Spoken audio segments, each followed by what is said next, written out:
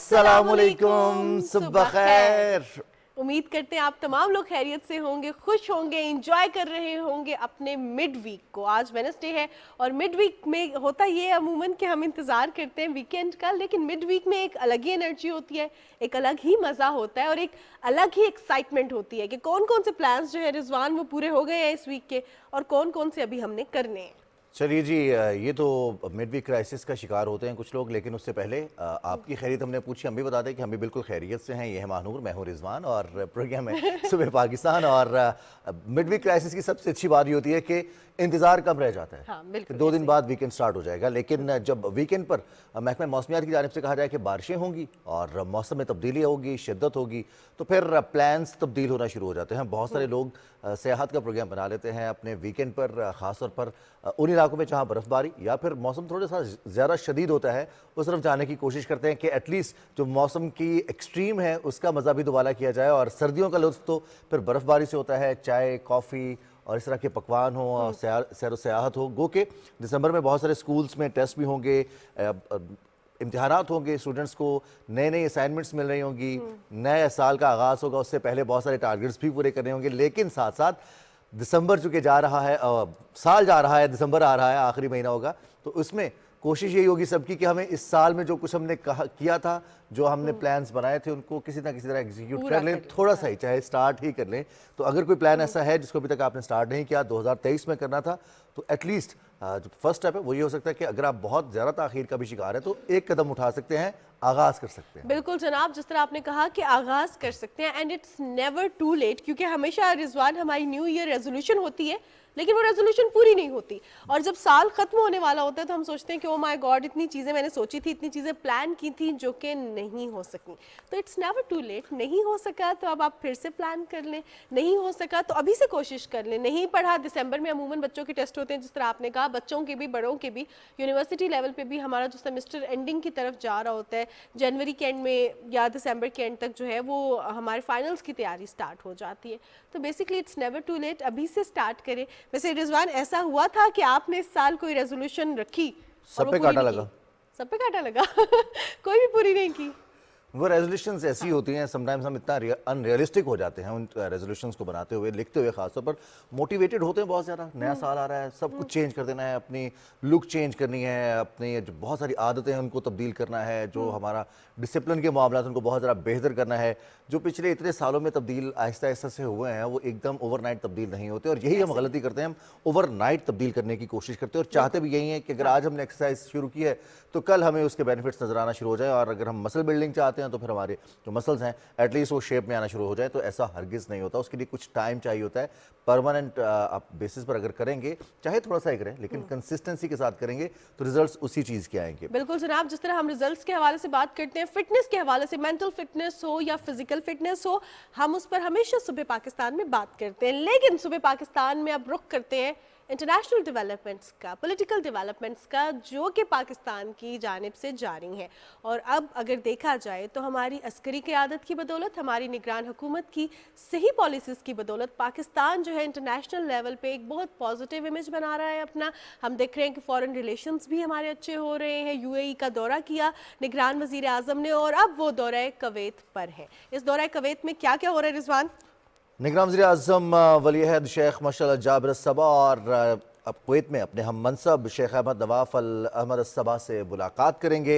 इस मौके पर मुख्तलिफ शोबों में ताउन के फ़रोग़ के हवाले से मुफ़ाहमत की याददाश्तों पर दस्तखत होंगे, जिनमें अफरादी क़ुव्वत शामिल है, इंफॉर्मेशन टेक्नोलॉजी है, मादनियात, ग़िज़ाई तहफ़्फ़ुज़, तवानाई और दिफ़ा का शोबा भी शामिल है।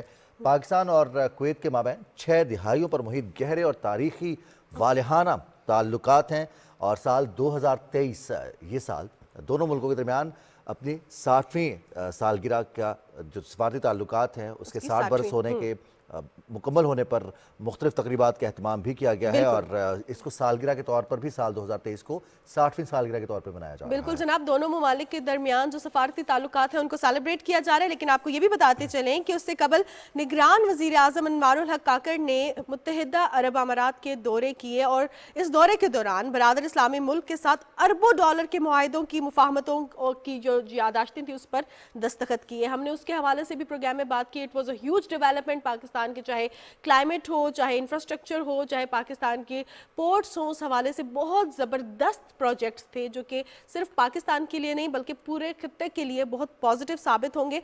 अब बेसिकली हम जो है इस पर बात भी करेंगे कि ये जो अब दौरा कवैत है, उससे पहले यूएई का दौरा था, ये कितना पॉजिटिव इम्पैक्ट और इसका मानूर, होगा। इसमें जब हम बात करते हैं जो सरमायाकारी पाकिस्तान में, पाकिस्तान का हमेशा मौक़िफ़ रहा है कि हम सरमायाकारी चाहते हैं, हम ट्रेड चाहते हैं, पाकिस्तान में सरमायाकारी हो, पाकिस्तान की एक्सपोर्ट्स बढ़ें, पाकिस्तान की जो एक्सपोर्ट इंपोर्ट्स का इम्बैलेंस हो जाता है उसको बेहतर करने के लिए, उसको ख़त्म करने के लिए हम मुख्तलिफ मार्केट्स को टारगेट करें, जिसके लिए पाकिस्तान में अगर सरमायाकारी होगी, अफरादी कुव्वत के लिए यहाँ पर रोज़गार पैदा होगा और यहाँ पर बनने वाली प्रोडक्ट्स फिर पूरी दुनिया को एक्सपोर्ट भी की जा सकेंगी, जिससे पाकिस्तान के लिए ज़र मुबादला के ज़खायर में इजाफा होगा, पाकिस्तान ज़र मुबादला कमाएगा, मुआशी इस्तेहकाम आएगा, रोज़गार के मौक़े होंगे और यही इस्तेहकाम जो है मुआशी इस्तेहकाम खुशहाली का बायस भी बनता है। और इसी खुशहाली को हासिल करने के लिए हम देख रहे हैं अस्करी क़यादत और निगरां हुकूमत पॉलिसीज़ के तसलसल के साथ SIFC का क़याम और फिर उस SIFC के क़याम के बाद से जो उस हवाले से इजलास होते हैं जो सरमायाकारों को, ख़ास तौर पर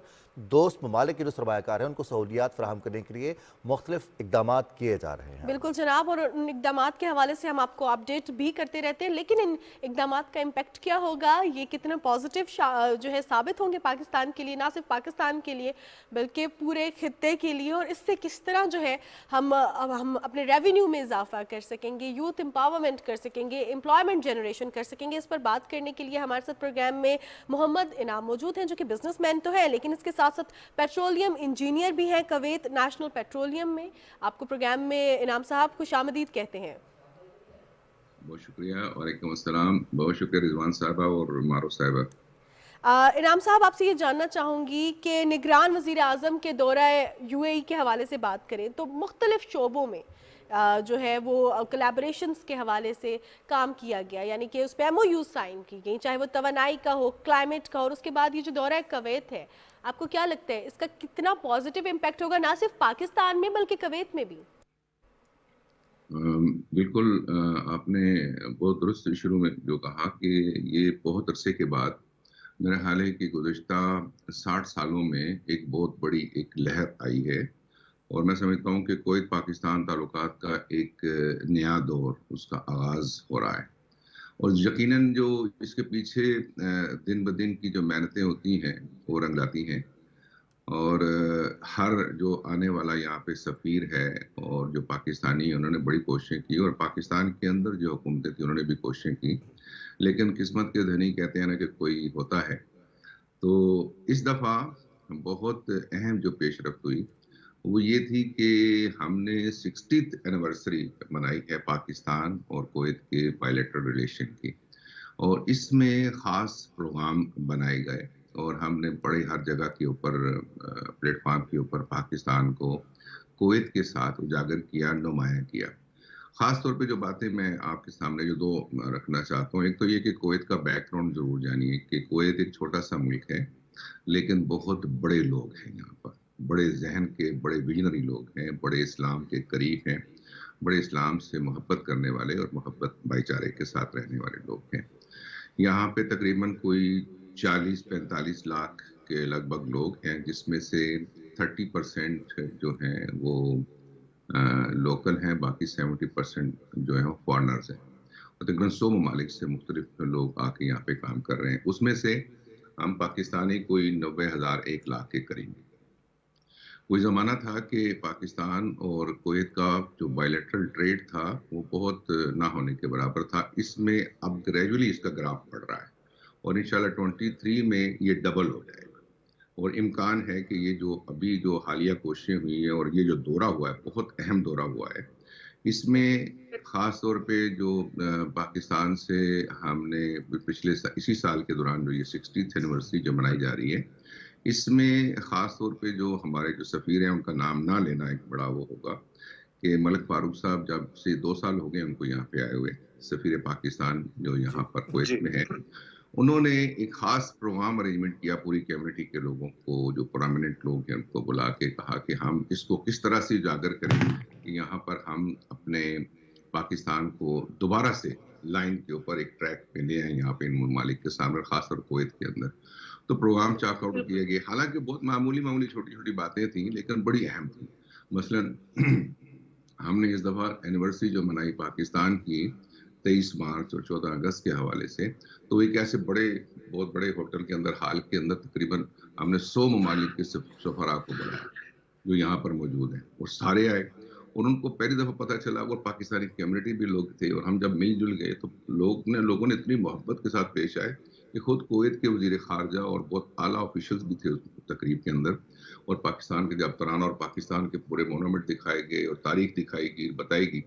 کویت کے ساتھ جو ہمارا ساتھ ہے وہ ہمیشہ ساتھ رہا ہے، جنگ ہو یا امن ہو، ٹریڈ ہو یا ہر جگہ کے اوپر پاکستان نے بھائیوں کی سی حیثیت سے رہے. پھر ہم نے یہ کیا کہ پچھلے سال ہمارے جو سفیر محترم ملک فاروق صاحب نے یہ ارینجمنٹ کیا کہ پاکستان سے باقاعدہ ٹریڈ کے جو ٹریڈرز تھے، جو مینوفیکچرر لوگ تھے، سیال کوٹ کی چیمبر آف کامرس کے لوگ بلائے گئے، اور ہم نے یہاں پر ایک نمائش کی بہت بڑے پاکستانی سامان کی، اور لوگوں نے بڑی پسند کی. بڑا کمپٹیشن ہے پوری دنیا کے اندر، آپ کو کچھ کرنا پڑے گا یہاں پر. اس کے بعد ہم نے یہ کیا کہ پاکستان کے کلچرل لوگ بلائے، بہت سارے پاکستان کے ثقافتی رنگ یہاں پہ ہم نے بکھیرے اور مختلف پروگرام کیے. حتیٰ کہ ہم نے جو پاکستان میں آپ نے دیکھا ہوگا کہ ٹرکوں کے اوپر جو پینٹنگ ہوتی ہے وہ بڑی مشہور ہے پوری دنیا میں.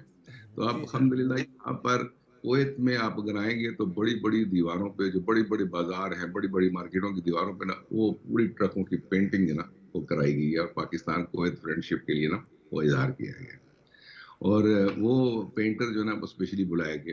تو یہ چھوٹی چھوٹی باتیں تھیں جو کہ کویتیوں کو ہم نے بتایا کہ ہم آپ کے ساتھ ہیں، ہم پاکستانی ہیں، ایگزسٹ کرتے ہیں دنیا کے اندر. پاکستان اور کویت کا جو ٹریڈ ہے آپس میں، بائیلیٹرل جو ایکسچینج ہے، اس میں بہتری لانے کی ضرورت ہے. ٹھیک ہے ہم بھائی ہیں، اور لیکن ہم اتنے اچھے فرینڈ کی طرف جانے کا سفر ہمارا آغاز ہوا ہے، اور ہم انشاءاللہ کوشش کریں گے کہ بہت، جیسے ابھی رضوان صاحب نے کہا کہ جو معاملات ہمارے چل رہے ہیں اس میں ہمارا انشاءاللہ بہت سارے اسپورٹس کی چیزیں ہیں، پیٹرولیم کی چیزیں ہیں، دفاعی آلات ہیں، اور باقی بہت سی چیزیں جن کے اوپر انعام صاحب آپ چونکہ موجود ہیں کویت میں، اور ہم دیکھتے ہیں کہ گلف کنٹریز کے حوالے سے نارملی جو ایک بات کی جاتی ہے ان کی ترقی کے حوالے سے، وہاں پر لوگ، افرادی قوت پاکستان سے بہت سارے لوگ جاتے ہیں کہ ہم کام کریں، محنت مزدوری کریں اور اپنی زندگی بہتر کریں. بہت سارے لوگ شامل ہوتے ہیں ان ممالک کی ترقی میں، اور اس کو اکنالج بھی کیا جاتا ہے. جسے ہم دیکھتے ہیں یو اے ای کے دورے کے دوران بھی جو یو اے ای کے حکام ہیں انہوں نے کہا کہ یو اے ای کی ترقی میں پاکستانیوں نے کلیدی کردار ادا کیا. تو کویت کے حوالے سے بھی ہمیشہ یہی سننے کو ملا کہ پاکستانیوں نے کویت کی ڈیولپمنٹ میں کلیدی کردار ادا کیا. اب پاکستان اور کویت کے درمیان ویزا کے حوالے سے جو آسانیاں فراہم کی جا رہی ہیں، اس سے قبل ہم دیکھتے ہیں کہ سابق حکومت میں بھی نگراں وزیر اعظم سے قبل بھی سابق وزیر اعظم محمد شہباز شریف اور پھر نگراں وزیر اعظم اور عسکری قیادت نے مل کر بھی افرادی قوت میں اضافے کے لیے، ویزا پروسیس کو آسان بنانے کے لیے خاص طور پر کویت پہ اس کے لیے اقدامات کیے تھے. پھر یہ تمام شعبے جہاں پر آج ایم او یو پر سائن ہوں گے، بتائیے گا ان شعبوں میں کویت سے کتنا استفادہ کر سکتے ہیں ہم، خاص طور پر انفارمیشن ٹیکنالوجی اور انرجی کے معاملے میں؟ جی بالکل صحیح طرف آپ نے اشارہ کیا. اصل میں ویزوں کا کچھ ایشو ہے، کئی سالوں سے چل رہا ہے. اب چونکہ ایک ٹیکنیکلی ایکسپرٹیز کا دور آ گیا ہے، معاف کیجیے گا. اب آپ یہ توقع نہیں کر سکتے کہ عام انسکل لوگ جو ہیں وہ کسی بھی طرف آسانی کے ساتھ موو کر سکیں گے، وہ دور لگ گیا. اب ایک مزدور کے مقابلے میں بھی آپ کو کئی اسکل لوگ دستیاب ہوتے ہیں جو مزدوری پہ بھی آمادہ ہوتے ہیں. اس کے لیے ہمیں خاص طور پہ غور کرنا پڑے گا. جیسے کہ میں نے ایک دفعہ پہلی گفتگو میں ایک نشست میں عرض کیا تھا کہ ہمیں ایسی کھیپ تیار کرنی پڑے گی، ہمیں ایسے لوگ تیار کرنے پڑیں گے جو مخصوص طور پہ جن ممالک میں ہم بھیجیں ان کے حالات اور ان کی ریکوائرمنٹ کے مطابق ہم وہ لوگ اسکل ہوں. ایک تو یہ بہت ضروری ہے. اور پھر وہ لوگ نارمل جو ہے نا ایک نامینل ایجوکیشن ان کو دی جائے کہ کیسے انہوں نے موو کرنا ہے. اب مسئلہ یہ ہے کہ اگر ایک مزدور جو ہے اس کو ہم نے کرین آپریٹر بلانا ہے، اگر یا کوئی ہم نے اس کو ڈرائیور بلانا ہے، یا تو اس کو اس کی چیزوں کے متعلق جو ہے نا اس کو اکوپڈ ہونا چاہیے. مگر اگر معذرت چاہتا ہوں، ہمارے یہاں مسئلہ یہ ہے کہ اس کے لیے باقاعدہ طور پہ کوئی تربیت گاہیں نہیں ہے. اس لیے ان کو حکومتوں کو میں سمجھتا ہوں کہ ہمیں دینا چاہیے کہ کوئی ایسا ادارہ بنے. اور خاص طور پہ دیکھیے اس میں رضوان صاحب ایک بات میں اس پلیٹ فارم کی وساطت سے عرض کرنا چاہتا ہوں کہ جیسے بہت ممالک میں ہم جیسے لوگ جو عرصہ دراز گزار دیتے ہیں وہ لوگ ایکسپرٹ ہوتے ہیں, ان کو پتہ ہوتا ہے کہ یہاں پر کیا ریکوائرمنٹ ہے. ان لوگوں کی ریٹائرمنٹ کے بعد جب وہ لوگ واپس آتے ہیں پاکستان میں تو بجائے یہ کہ وہ پلاٹ خریدیں اور بیچیں, ان کو اپنے ملک کے لیے خدمت کرنی چاہیے. ان کے لیے کوئی ادارہ ہونا چاہیے جہاں پر وہ انہوں نے اتنا زندگی بھر کمایا ہوتا ہے, ان کو پیسے نہیں چاہیے, لیکن وہ اپنے لوگوں کو ٹرین کر سکتے ہیں کہ آپ کو کس ممالک میں جانا چاہیے, کیسے جانا چاہیے, کیا اسکل ہونا چاہیے آپ کا.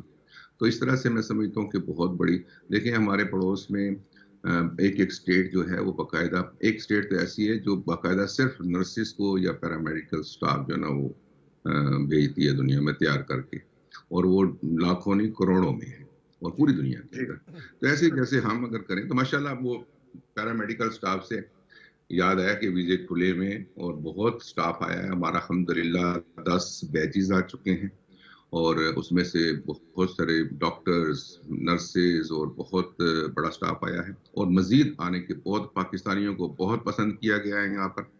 اور ویزے جو ہیں فیملیز کے جو کھولنے ہیں اس کے اوپر بات چیت پر آخری مراحل میں ہے, اور میرا خیال ہے اس دورے کے بعد انشاءاللہ ہم خوشخبری سنیں گے کہ یہ ویزے بھی فیملی کے بھی کھل جائیں گے.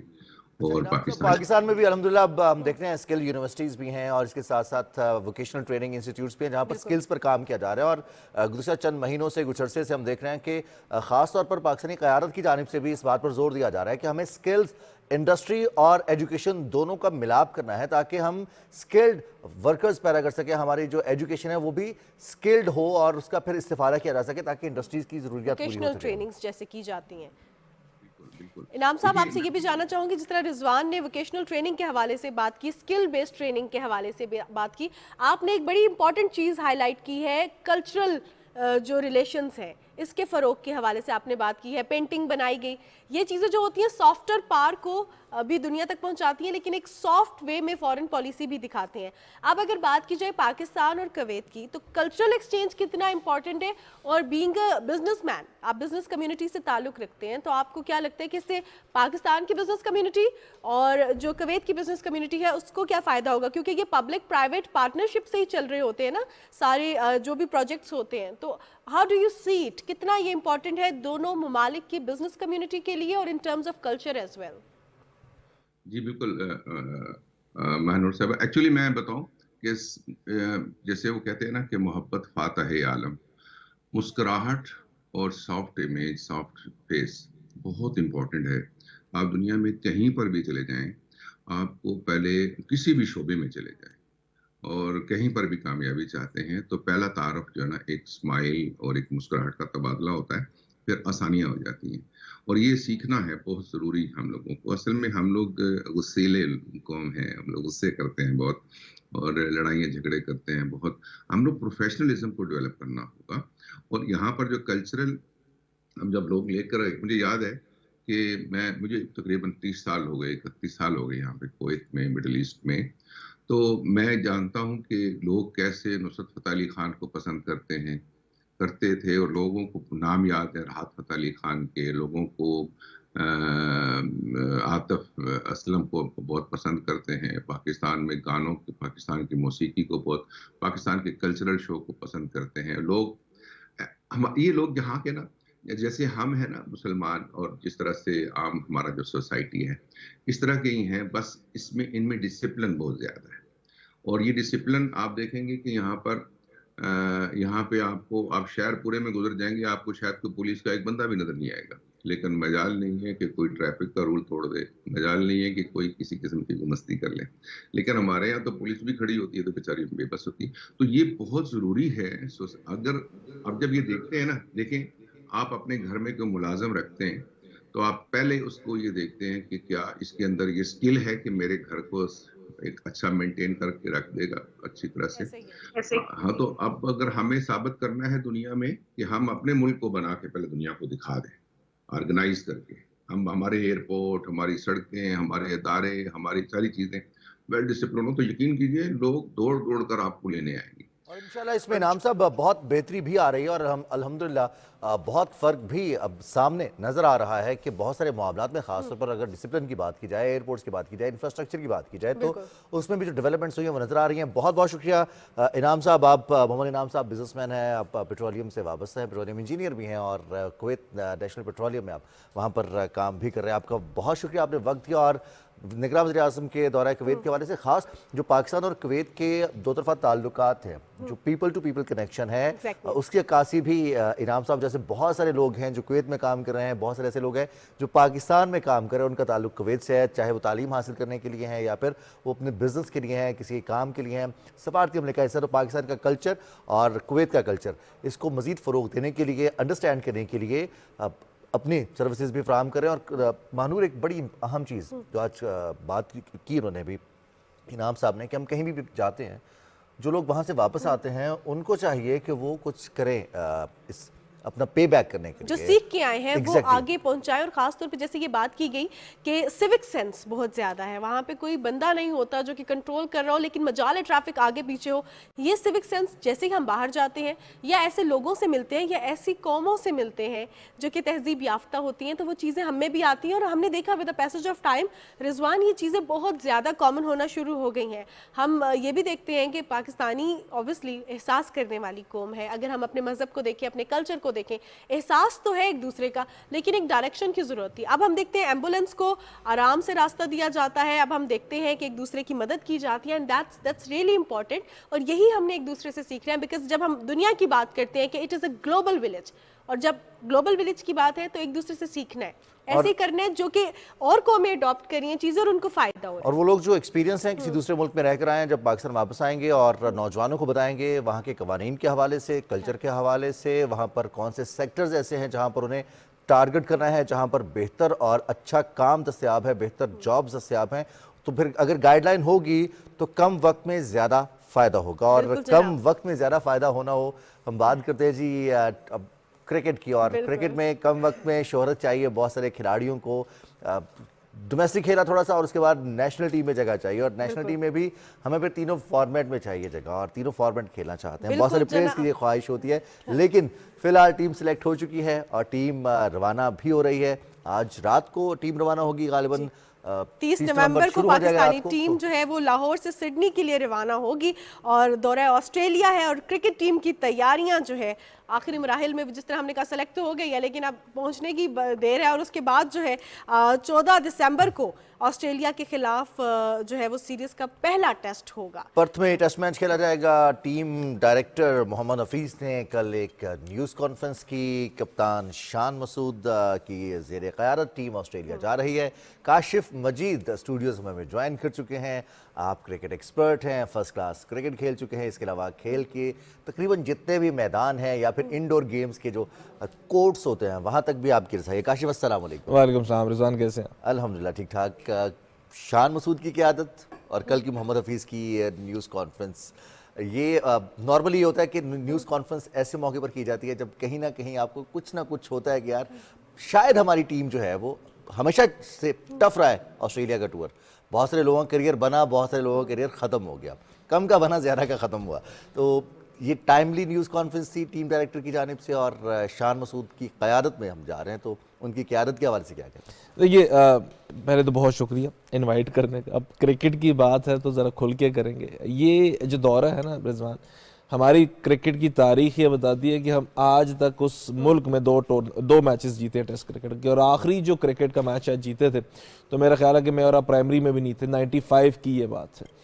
अगर वहाँ से अब तक का तज़किरा करें तो मुझे लगता है कि सिर्फ एक कंपैटिटिव सीरीज़ हमने खेली, दैट इज़ 99। उसके बाद सिर्फ वहाँ पे जाके माजरत के साथ क्रिकेटिंग टर्म है कि हमने कोटी खाई है। लास्ट ओवर की बात करें तो ऐसे ही हुआ, डेविड वार्नर 300 कर रहे हैं, लाबुशेन कर रहे हैं, स्मिथ कर रहे हैं, हमारी बॉलिंग हमेशा स्ट्रगल करती नजर आई। इस बार भी अगर मैं इस टूर की बात करता हूं तो जो कंपटीशन का मज़ा आएगा वो उनकी बॉलिंग और हमारी बैटिंग का है। हाँ, जो कंपटीशन नहीं होता हुआ नज़र आ रहा है वो उनकी बैटिंग और हमारी बॉलिंग है। इस बॉलिंग के साथ ऑस्ट्रेलियन ट्रैक्स पे कोकोबूरा के साथ 20 खिलाड़ियों को आउट करना मुझे लगता है बड़ा मुश्किल सा हो जाएगा पाकिस्तान पर के लिए। लास्ट ओवर में तो शायद हम किसी भी इनिंग्स में उनके 10 खिलाड़ी आउट नहीं कर पाए थे। मुझे तो ये भी नहीं याद आखिरी दफा 10 आउट हमने किए कब थे। हाँ ये जरूर मुझे याद है कि यासिर शाह की वहां पे सेंचुरी, हमने यहाँ पे पाकिस्तान में तो आउट किए लेकिन ऑस्ट्रेलिया में आउट नहीं किए। हाँ जी बिल्कुल, ऑस्ट्रेलिया शान की बात- मसूद की क़यादत के हवाले से आई गेस अच्छी चॉइस है। एक देखिए 2-3 एस्पेक्ट्स हैं जो कैप्टनसी के कवर किए जाते हैं। अब ग्लोबल विलेज, अभी हम ये बात सुन भी रहे थे, ग्लोबल विलेज की बात करते हैं तो एक एस्पेक्ट कम्युनिकेशन का है जो शान मसूद का बहुत अच्छा है। एक एस्पेक्ट ये है कि एजुकेशन, इंग्लिश और ये सारे जो एस्पेक्ट्स हम देखते हैं, वो पढ़ा लिखा भी है, तहजीब याफ्ता भी है, तो बात करने की तमीज़ तहजीब भी है। ऑस्ट्रेलिया में सबसे मुश्किल शायद उनके बॉलर से भी ज़्यादा मुश्किल होता है उनकी मीडिया को संभालना, तो Shan Masood is a perfect choice उन कंडीशंस के लिए, उस मीडिया के लिए।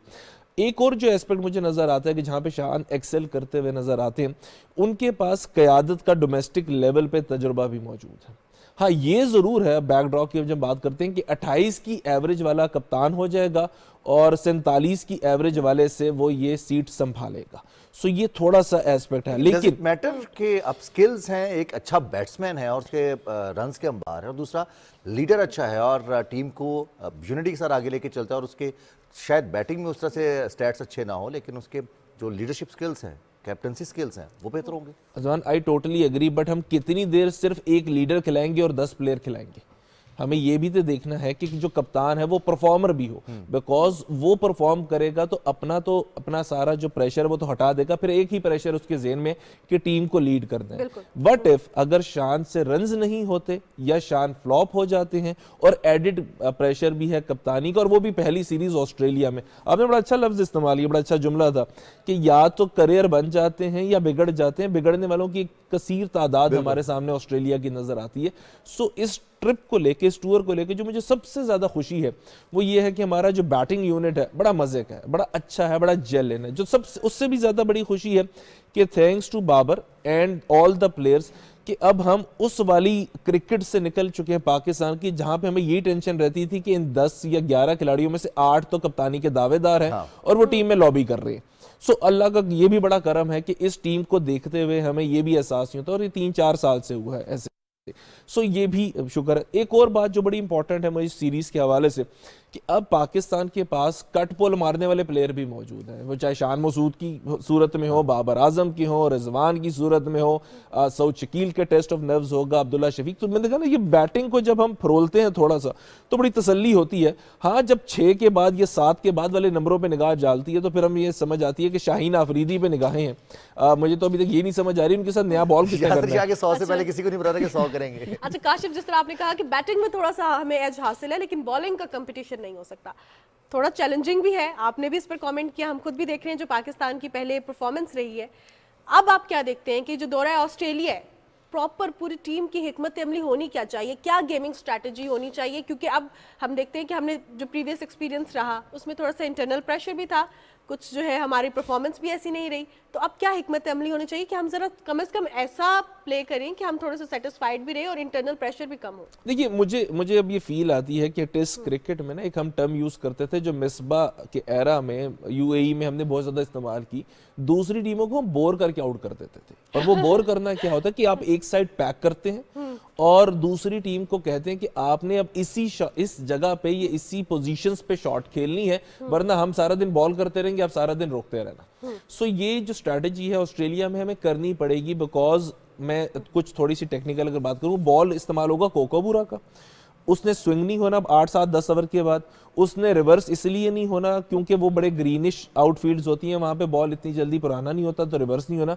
तो बीच में सिर्फ एक ही चांस रह गया कि आप लेंथ हिट करते रहें, वन साइड पैक करें और बॉल करते रहें, बिकॉज इस वक्त के जो क्रिकेट के बैट्समैन हैं उन सबको आदत होगी T20 फॉर्मेट की। वो जमाने चले गए कि वो टेम्परामेंट के साथ बारी करेंगे, सारा दिन बारी करेंगे, उन्होंने रन्स करने जाना है। रन्स करने जाना है तो उनको हम अपनी पसंद की जगह पे रन्स करवाएं, वो अपनी पसंद की जगह पे रन्स ना कर सके। सो ये मुझे مجھے لگتا ہے کہ یہ ایک بیسک ٹیکٹک ہو سکتا ہے, بیکاز اس ٹیم کو, اس بالنگ لائن اپ کو دیکھتے ہوئے میں شاید اختلاف کروں گا بہت سارے ابھی کریٹکس کے ساتھ کہ مجھے وہ بالر نظر نہیں آتا کہ جس کی بال کے بعد کیپر اور سلپ سے او آ کی آوازیں آ رہی ہوں. بڑا ہارڈلی کوئی بال جو ہے وہ کوئی ایکسٹراڈنری ہوتا ہوا نظر آ رہا ہے, یہ ایکسٹراڈنری اسپیل لگتا ہوا نظر آ رہا ہے. سو آئی گیس بور کریں انہیں اور آؤٹ کر دیں. تو اسپنرز ہمارے کیا ایکسپیکٹیشنز ہیں؟ ہم دیکھ رہے ہیں آسٹریلیا کے وکٹس گزشتہ 1 سے 1.5 دہائی کے دوران کافی تبدیل ہوئی ہیں, بیہیویئرز چینج ہوئے وکٹس کے. خود آسٹریلیا نے بہت اچھے, شین وان کے بعد بہت اچھے اسپنرز پیدا کیے ہیں. ایڈم زامبا نے ورلڈ کپ میں جس طرح سے پرفارم کیا ہے انڈین وکٹس کے اوپر, آسٹریلین اسپنرز بہت کم ماضی میں, ایک شین وان کا نام نظر آتا ہے, 1-2 نام اور نظر آتے ہیں. ہمارے بالرز وہاں جا کے پرفارم کریں گے, اسپنرز وہاں پر اسٹرگل کرتے رہے ہیں آسٹریلیا میں. اس دفعہ ہمارے پاس چانس ہے کہ ہمارے اسپنرز کچھ کر دکھائیں گے. رضوان تھوڑی سی سچی اور تلخ باتیں کر لی چاہیے, گو کے دن کا آغاز ہے, اچھا نہیں لگتا, لیکن ابھی سری لنکا میں سیریز تھی اور اس کے بعد ہم نے سری لنکا میں دونوں ٹیسٹ میچ جیتے. مجھے یاد ہی نہیں آ رہا, میں ذہن میں دہرا بھی رہا ہوں, آپ نے بھی وہ سیریز فالو بھی کی ہوگی, کہ کتنے اسپنرز نے آؤٹ کیے تھے. جو ذہن میں کلپ چل رہا ہے وہ نسیم شاہ کا چل رہا ہے اور شاہین آفریدی کا چل رہا ہے. اور سری لنکا کی جب ہم بات کرتے ہیں تو وہاں پہ اسپنرز فرینڈلی ٹریک کہتے ہیں, بیکاز ان کے پرابت جے سوریا نے آؤٹ کیے, ان کے کوشل مینڈس نے آؤٹ کیے, ہم اپنے فاسٹ بولرز نے آگے رکھے ہوئے تھے. ان 2 فاسٹ بولرز میں سے بھی ایک نسیم شاہ فٹ ہو گئے, اب ایک رہ گیا. وہ ایک بالر بھی مسلسل 2-3 سال سے ہر فارم آف کرکٹ کھیل رہا ہے, باڈی کو ریسٹ چاہیے. ہم یہ سمجھتے ہیں کہ 1 ہفتہ ریسٹ کر لیا تو ہوگی, نہیں, باڈی ایک کمپلیٹ پیکج ہے, وہ کمپلیٹ نیوٹریشن بھی مانگتی ہے, وہ ڈائٹ بھی مانگتی ہے, وہ ریسٹ بھی مانگتی ہے, مسلس کی اسٹرینتھ بھی مانگتی ہے. بڑا ایک ڈیلیکیٹ سا پروسیس ہے, انفارچونیٹلی شاہین کے پاس نہیں ہے. ایک اور چیز آپ نے اسپنرز کی بات کی, اس پہ بھی کرتے ہیں. شاہین کا ہم نے تذکرہ کر لیا, آسٹریلیا کے گراؤنڈ جتنے بھی ہیں وہ بہت سافٹ ہیں, تو ایکسٹرا برڈن ہے شن پہ, ہیمسٹرنگز پہ, کاف مسلز پہ. سو کیا شاہین 3 ٹیسٹ میچز برداشت کر لیں گے؟ اور اگر نہیں کریں گے تو اب آتے ہیں اسپنرز پہ, بیکاز اگر سپریم بالر ہٹ گیا کہ جس کی چھت کے نیچے آپ, یہ چھتری کے نیچے بال کر رہے ہیں, اور اگر آپ ایکسپوز ہو گئے ایز اے اسپنر, تو ایک ہمارے پاس ابرار ہے, گن کے 4 ٹیسٹ کھیلے ہوئے ہیں میرے خیال میں پوری اپنے کریئر میں. دوسرے نعمان علی ہیں جن کے بارے میں صرف یہ تصور کیا جاتا ہے کہ وہ جگہ پہ گیند کر سکتے ہیں, بٹ ایکسٹراڈنری زپ, سپن, بائٹ نہیں ہے. سو ایک ابرار اور آدھے نعمان علی کے ساتھ بڑا مشکل ہو جائے گا 20 وکٹیں لینا. Having said all those things, مجھے جو پازیٹیو نظر آتا ہے وہ پازیٹیو یہ نظر آتا ہے کہ یہ وہ سارے لوگ ہیں کہ جن کو ڈر بھی نہیں ہے آسٹریلیا کا. پہلی مرتبہ جا رہے ہیں تو وہ ہوا بھی نہیں بیٹھا ہوا.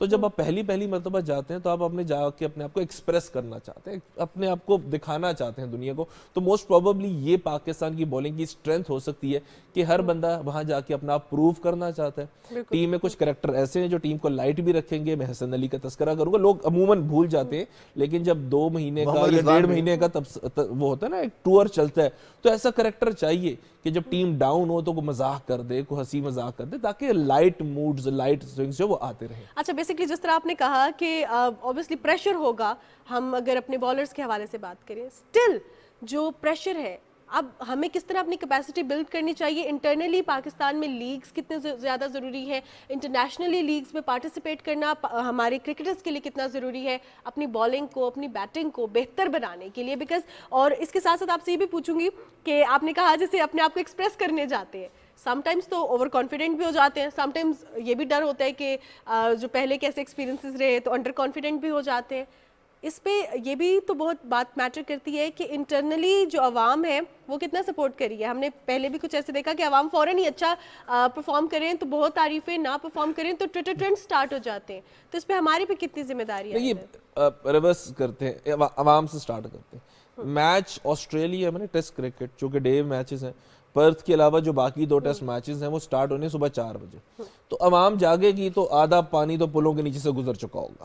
سو اس لیے صرف اس کے بعد پھر ہم وہی دیکھ پائیں گے جو ناشتہ کرتے کرتے اور نوکری پہ جاتے جاتے ہم نے دیکھ لیا. ہیونگ سیڈ دس, ایک امپورٹنٹ بات جو مجھے اس ٹور کے حوالے سے, دیکھیے اس وقت جب ہم کسی بھی جگہ پہ جا رہے ہیں, کل کے دن کی فلائٹ بھی ہے یا آج کے دن کی, تو شارٹ ٹرم گولز ہیں. جو بڑی کہانی ہے, جو ڈومیسٹک کرکٹ کو ریمیمپ کرنا ہے, اس میں پیچز چاہیے, اس میں کوالٹی چاہیے, وہ ایک علیحدہ کہانی ہے, تسلی سے اس پہ تذکرہ ہوگا. لیکن اب شارٹ ٹرم گولز کیا ہیں؟ شارٹ ٹرم گولز کیا ہیں کہ اپنی اسٹرینتھ پہ کام کرنا ہے اور وہی جا کے وہاں پہ یوز کرنی ہے. ہم ایکسپیریمنٹ کے متحمل نہیں ہو سکتے. ٹیسٹ کرکٹ ہے, اللہ کرے کوئی ایک آدھ سیشن دن میں پاکستان کی حق میں جائے اور ہم پورا ٹیسٹ میچ بدل دیں, ایک سیشن جس میں ہم ان کے 5 کھلاڑی آؤٹ کر دیں اور ٹیسٹ میچ اپنے حق میں. ایسے نہیں کہ پہلے ہوا نہیں ہے, ایسے ہوا نہیں, ایسے ہوا نہیں. دیکھیے ہسٹری تو چھوڑ دیتے ہیں نا ہم, ہسٹری کو چھوڑتے ہوئے میں یہی کہوں گا کہ تسلی یہ بھی ہے کہ ان میں سے بہت سارے کم ہی پلیئر ہیں جو ہسٹری والے ہیں, بیکاز نئی لاٹ جاری ہے. اب اس نئی لاٹ کے ساتھ وہاں پہ ہم نے اپنا جو سکل سیٹ ہے صرف اس کو یوز کرنا ہے, ایکسپیریمنٹ نہیں کرنے ہیں. ایک اور چیز جو کہ عموماً تو فاسٹ بولر ہوتے ہیں, دا مومنٹ وہ آسٹریلیا لینڈ کرتے ہیں ان پچز کو, ان سرفیسز کو دیکھتے ہیں, ان کو احساس ہوتا ہے کہ لو جی یہاں تو آج میں کچھ ایکسٹراڈنری کر دوں گا. ایسا کوئی چکر نہیں ہے, بیکاز وہ جنہوں نے پچ بنائی ہے وہ بچپن سے انہی پچز پہ کھیل رہے ہیں, ان کو عادت ہے اس طرح کے انوائرمنٹ میں کھیلنے کی, زندہ رہنے کی, پروان چڑھنے کی. ہم نہیں کر سکتے, ہمارے لیے لمیٹیشنز ہیں, بیکاز ہم پھر ہمارے لیے لمیٹیشنز یہ بھی ہیں کہ ہم نے وہ والا سٹرکچر کرکٹ کا کبھی اپنے ملک میں دیکھا ہی نہیں ہے. وہ ایک سٹرکچرڈ کرکٹ ہے, ہم انڈیویجول بریلینس کے لوگ ہیں. سو موسٹ پروبیبلی مجھے جو پاکستان کی ٹیم سے وائب آتی ہے کہ کسی دن چلتے دن میں ایک سیشن میں کوئی انڈیویجول بریلینس نظر آئے گی اور ہم ٹیسٹ میچ اپنے رخ میں موڑ لیں گے. اس کے علاوہ اگر ہم ان کے ساتھ سٹرکچرڈ لڑائی کرنے جا رہے ہیں تو وہ آلریڈی ہم سے جیتے. تو اب کاشف ہم دیکھتے ہیں کہ جو اسٹریٹجیز بنتی ہیں میچ سے پہلے, پلیئرز کی اسٹرینتھ پہ کام ہوتا ہے, ویکنیس پہ کام ہوتا ہے. مینٹلی بہت ٹف ہیں آسٹریلینز, ورلڈ کپ میں بھی ہم نے دیکھا اس سے. کل شام کو دیکھا میکسویل نے, پھر میچ جتا دیا پورا 100 کر کے. جب اس طرح کی پلیئرز ٹیم میں ہوں گے پھر سائیکولوجیکل امپیکٹ بہت زیادہ آتا ہے. ہم اپنی ویکنیس کو لے کر بیٹھ جاتے ہیں کہ ہم شاید اس ڈپارٹمنٹ میں ویک ہے, کہیں یہی ایکسپوز نہ ہو جائے, اور ہوتا بھی ویسے ہی ہے. دوسری ٹیم اپنی اسٹرینتھ پر کام کر رہی ہوتی ہے. تو اب ہمیں ڈومیسٹک اسٹرکچر کے علاوہ جو ٹیم ٹور پر ہے اس کو سائیکولوجیکلی ان کا morale ہائی رکھنے کے لیے کتنا کام کرنے کی ضرورت ہے, دوسری ٹیم کی ویکنیس پر کام کتنا کرنا ضروری ہو گیا؟ دیکھیے رضوان, ہمارے پاس نا انفارچونیٹلی میں پھر یہ بات کر رہا ہوں, جیسے ہی آسٹریلیا کا ٹور آتا ہے نا ہماری ٹیم ٹرانزیشن میں ہوتی ہے. میں اسی لیے 99 کا تذکرہ کیا, وہ ورلڈ کپ کا سال تھا, ہم فائنل آسٹریلیا سے آ رہے تھے, وسیم اکرم کی قیادت تھی, تگڑی ٹیم وہاں پہ گئی تھی. اگر وہ 2-4 ڈسمسل جو ڈیرل ہیل نے ہمارے حق میں نہیں دیے تو موسٹ پروبیبلی ہم ہوبارٹ ٹیسٹ جیتے ہوئے. ٹھیک ہے, اس کے بعد ہم ٹرانزیشن میں تھے. لاسٹ ٹائم اظہر علی یا اس سے پہلے اظہر علی کو کپتان جب بنا کے بھیجا تو فاسٹ بولر ہی کوئی نہیں تھا. ایک ہنسی مذاق کی بات کر دوں, وہاب ریاض آج کہہ رہے ہیں حارث رؤف کو کہ تم نے کیوں ڈکلائن کر دیا ٹیسٹ ٹور. مجھے اظہر علی کا ٹور یاد آ گیا, اظہر علی کا کپتان بنا کے آسٹریلیا بھیجا گیا, محمد عامر وہاب دونوں نے ڈکلائن کر دیا, ہم ٹیسٹ کرکٹ نہیں کھیلنا چاہتے. یہ وہ پریشر ہے آسٹریلیا کا کہ جہاں پہ اچھا خاصا تگڑا فاسٹ بولر بھی کہہ دیتا کہ معذرت جی یہ مشکل ہے. اب آپ کا جو سوال جو کہ بڑا امپورٹنٹ ہے, ہم نے کرنا کیا ہے, یہ تو صبح ہی صبح منفی باتیں نہ ہی کریں بہتر ہے. ہم نے کرنا یہ ہے کہ ہماری جو اپنی جو سائیکی ہے وہ ڈیولپ ہو چکی ہے ہمارے بیٹنگ کے اراؤنڈ. ہم نے اپنی بیٹنگ کو تگڑا کرنا ہے. اگر 500 وہ کریں گے تو متھے پہ ہم بھی ان کے 500 کر دیں گے. That means 3 days of test cricket. پھر وہ ہمیں اگر 200 کر کے یا 300 کر کے ایک دن میں دیتے ہیں تو ہم بھی 200 یا 300 کر کے دیں گے. سو دس از ویئر ہماری اس پورے ٹور پہ ہماری سکسیس موجود ہے کہ ہماری بیٹنگ جو ہے وہ ان کی بیٹنگ سے تگڑا پرفارم کر کے دے, اور وہ کر سکتی ہے. وہ ہم اچھے اپنی بیٹنگ کو میں جب دیکھتا ہوں اور ان کے ساتھ کمپیئر کرتا ہوں تو ہم اچھے ہیں. کیوں؟ ان کا ٹرانزیشن بھی چل رہا ہے. Steve Smith, Marnus Labuschagne, David Warner نے منتیں ترلے کر کے یہ اپنی آخری سیریز میں نام رکھوایا بیکاز وہ سڈنی ٹیسٹ سے ریٹائر ہونا چاہتے ہیں پاکستان کے خلاف. اور اس کے بعد مجھے نام ہی یاد نہیں آتے. ٹریوس ہیڈ کا مجھے یاد آتا ہے, لیکن وہ جس انداز سے چلا رہے ہیں وہ آپ کو چانس بھی دیں گے. سو یہ ان کی بیٹنگ اتنی اسٹرانگ نہیں ہے جو پونٹنگ اور اسٹیو ایرا میں ہم نے دیکھی. ان کی بیٹنگ کمزور ہے. پھر ہمیں ایک اور چیز یاد رکھنی چاہیے, آخری دونوں ٹور ہمارا ہمسایہ بھارت ان سے جیت کر آیا. So let's come out of this shell. اور دیکھیں یہ جیتا بھی اس اسٹرینتھ پر تھا جو بھارت کی اسٹرینتھ, ایک تو بیٹنگ, دوسرا سپنرز. اس لیے میں نے سپنرز کا بھی سوال کیا تھا آپ سے. مانور, جب ہم بات کرتے ہیں انٹرنیشنل کرکٹ یا ٹیسٹ کرکٹ کی تو اس میں ہمارا ڈومیسٹک سرکٹ بہت زیادہ انوالو ہوتا ہے. ہمارے پلیئرز جیسے کاشف بات کرتے ہیں کہ اسٹرکچر بہت زیادہ ضروری ہے. تو کاشف, جو اسٹرکچر ہمارا ابھی نیشنل کپ ہو رہا ہے, پھر ڈومیسٹک میں پلیئرز ہیں, بہت سارے پلیئرز نہیں کھیلنا چاہتے. وہ کہتے ہیں ہم اگر T10 لیگ کھیل رہے ہیں یا ہم T20 لیگز کھیل رہے ہیں یا پھر ہم انگلش ڈومیسٹک جو ہے کاؤنٹی کرکٹ وہ کھیل رہے ہیں تو ہمارے پاس تو ایکسپیرینس ہے, تو ہمیں آپ اسی ایکسپیرینس کی بیس پر ٹیم میں لے لیں. کتنا بڑا تضاد آ جاتا ہے جو پلیئرز یہاں پرفارم کرتے ہیں. خیر یہاں تو پرفارم کرنے کے لیے کچھ عرصہ پہلے تک ڈپارٹمنٹس نہیں تھے, ڈپارٹمنٹس بحال ہوئے ہیں, تو یہاں پر پرفارم کرنا اور پھر سلیکٹرز کی نظر میں آنا یہ کتنا امپورٹنٹ ہے ان پلیئرز کے لیے جو کہتے ہیں کہ ہمارے ان سٹیٹس پر ہمیں سلیکٹ کر لیا جائے. رضوان, انفارچونیٹلی بڑا مشکل ہوا پچھلے کچھ سالوں میں, بیکاز جیسے ہی ہم کسی ٹور کی بات کرتے ہیں, میری آپ کی ملاقات جب بھی ہوتی ہے تو ٹرانزیشن میں ہوتا ہے پاکستان کرکٹ بورڈ. ابھی بھی مینجمنٹ کمیٹی ہے, چیئرمین نہیں ہے. تو اسی طرح یہ سارا انکلکیٹ کرتا نیچے چلا جاتا ہے. हमारा जो डोमेस्टिक स्ट्रक्चर है, अब 18 टीमें T20 खेल रही हैं, 2 साल पहले 4 टीमें 6 टीमें T20 खेल रही थी। अभी डोमेस्टिक स्ट्रक्चर की बात करते हैं, फर्स्ट क्लास में जो बॉल्स यूज़ हुई हैं, 3 साल पहले ये बॉल्स यूज़ नहीं हो रही थी। इस बार जो पिचेस इस्तेमाल हुई हैं, 2 साल पहले वो पिचेस उस तरह की नहीं थी। सो ये ट्रांजिशन की वजह से हम मुसलसल आधे तीतर आधे बटेर किसी कैफियत में मौजूद है। इसके बाद जो इम्पोर्टेंट आपका सवाल है कि अब हमने डोमेस्टिक क्रिकेट की जब बात करनी है, स्ट्रक्चर की बात करनी है, तो इम्पोर्टेंट क्या है?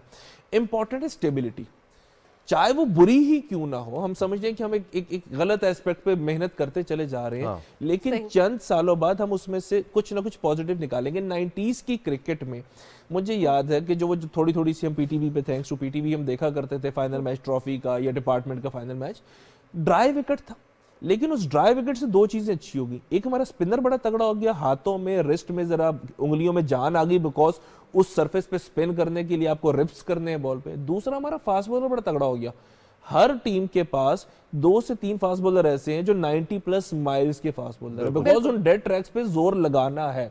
मेरे पास वो नाम है 90s के जो कि वसीम वकार की वजह से नहीं खेल सके, शायद आज पाकिस्तान के सुप्रीम बॉलर होते। बट इंपॉर्टेंट क्या हुआ, ट्रांजिशन में ग्रीन टॉप बना दो, क्योंकि इंग्लैंड में ग्रीन टॉप है, ओके बना दी। 4 साल बाद एहसास हुआ कि बैट्समैन तो रन ही नहीं करे, ओहो फ्लैट ट्रैक करो, फ्लैट ट्रैक किए तो याद आया कि जो ग्रीन टॉप वाले बॉलर थे उनसे जोर नहीं लग रहा। सो ये जो ट्रांजिशंस बार बार है, ये क्रिकेट को हमारे ना आगे ले जाने की बजाय पीछे ले जाता है। बहुत शुक्रिया काशिफ, आपने हमें जो क्रिकेट की सिचुएशन है उसके हवाले से आगाह किया, क्रिकेट स्ट्रैटेजीज के हवाले से बताया, हमारे वीक पॉइंट्स और स्ट्रेंथ्स के हवाले से बताया।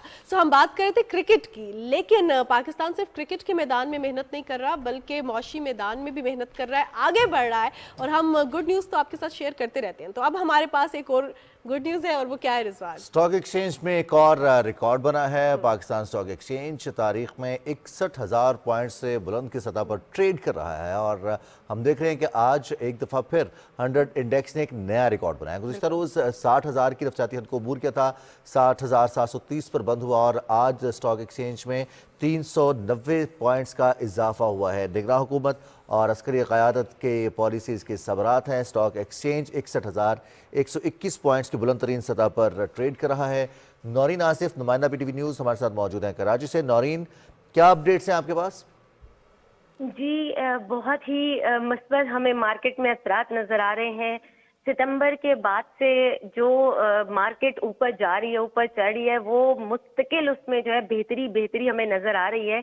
और ज़ाहिरी बात है, ये निगरान हुकूमत का और अस्करी क़यादत का बहुत ही ज़्यादा इसमें उनको क्रेडिट जाता है, और बहुत ही ज़बरदस्त तरीके से जो पॉलिसीज़ चल रही हैं, ख़ास तौर पे IMF की जो शराइत पर मुकम्मल तौर पर अमल दरामद हो रहा है उसकी वजह से, और UAE के साथ अभी जो $25 अरब के मुआहदे हुए हैं, कुवैत के साथ सरमायाकारी के हवाले से बड़ी मुस्बत बातचीत हुई है, तो इसके बड़े पॉजिटिव असरात हमें दिखाई दे रहे हैं और बेहतरी की जानिब गामजन है।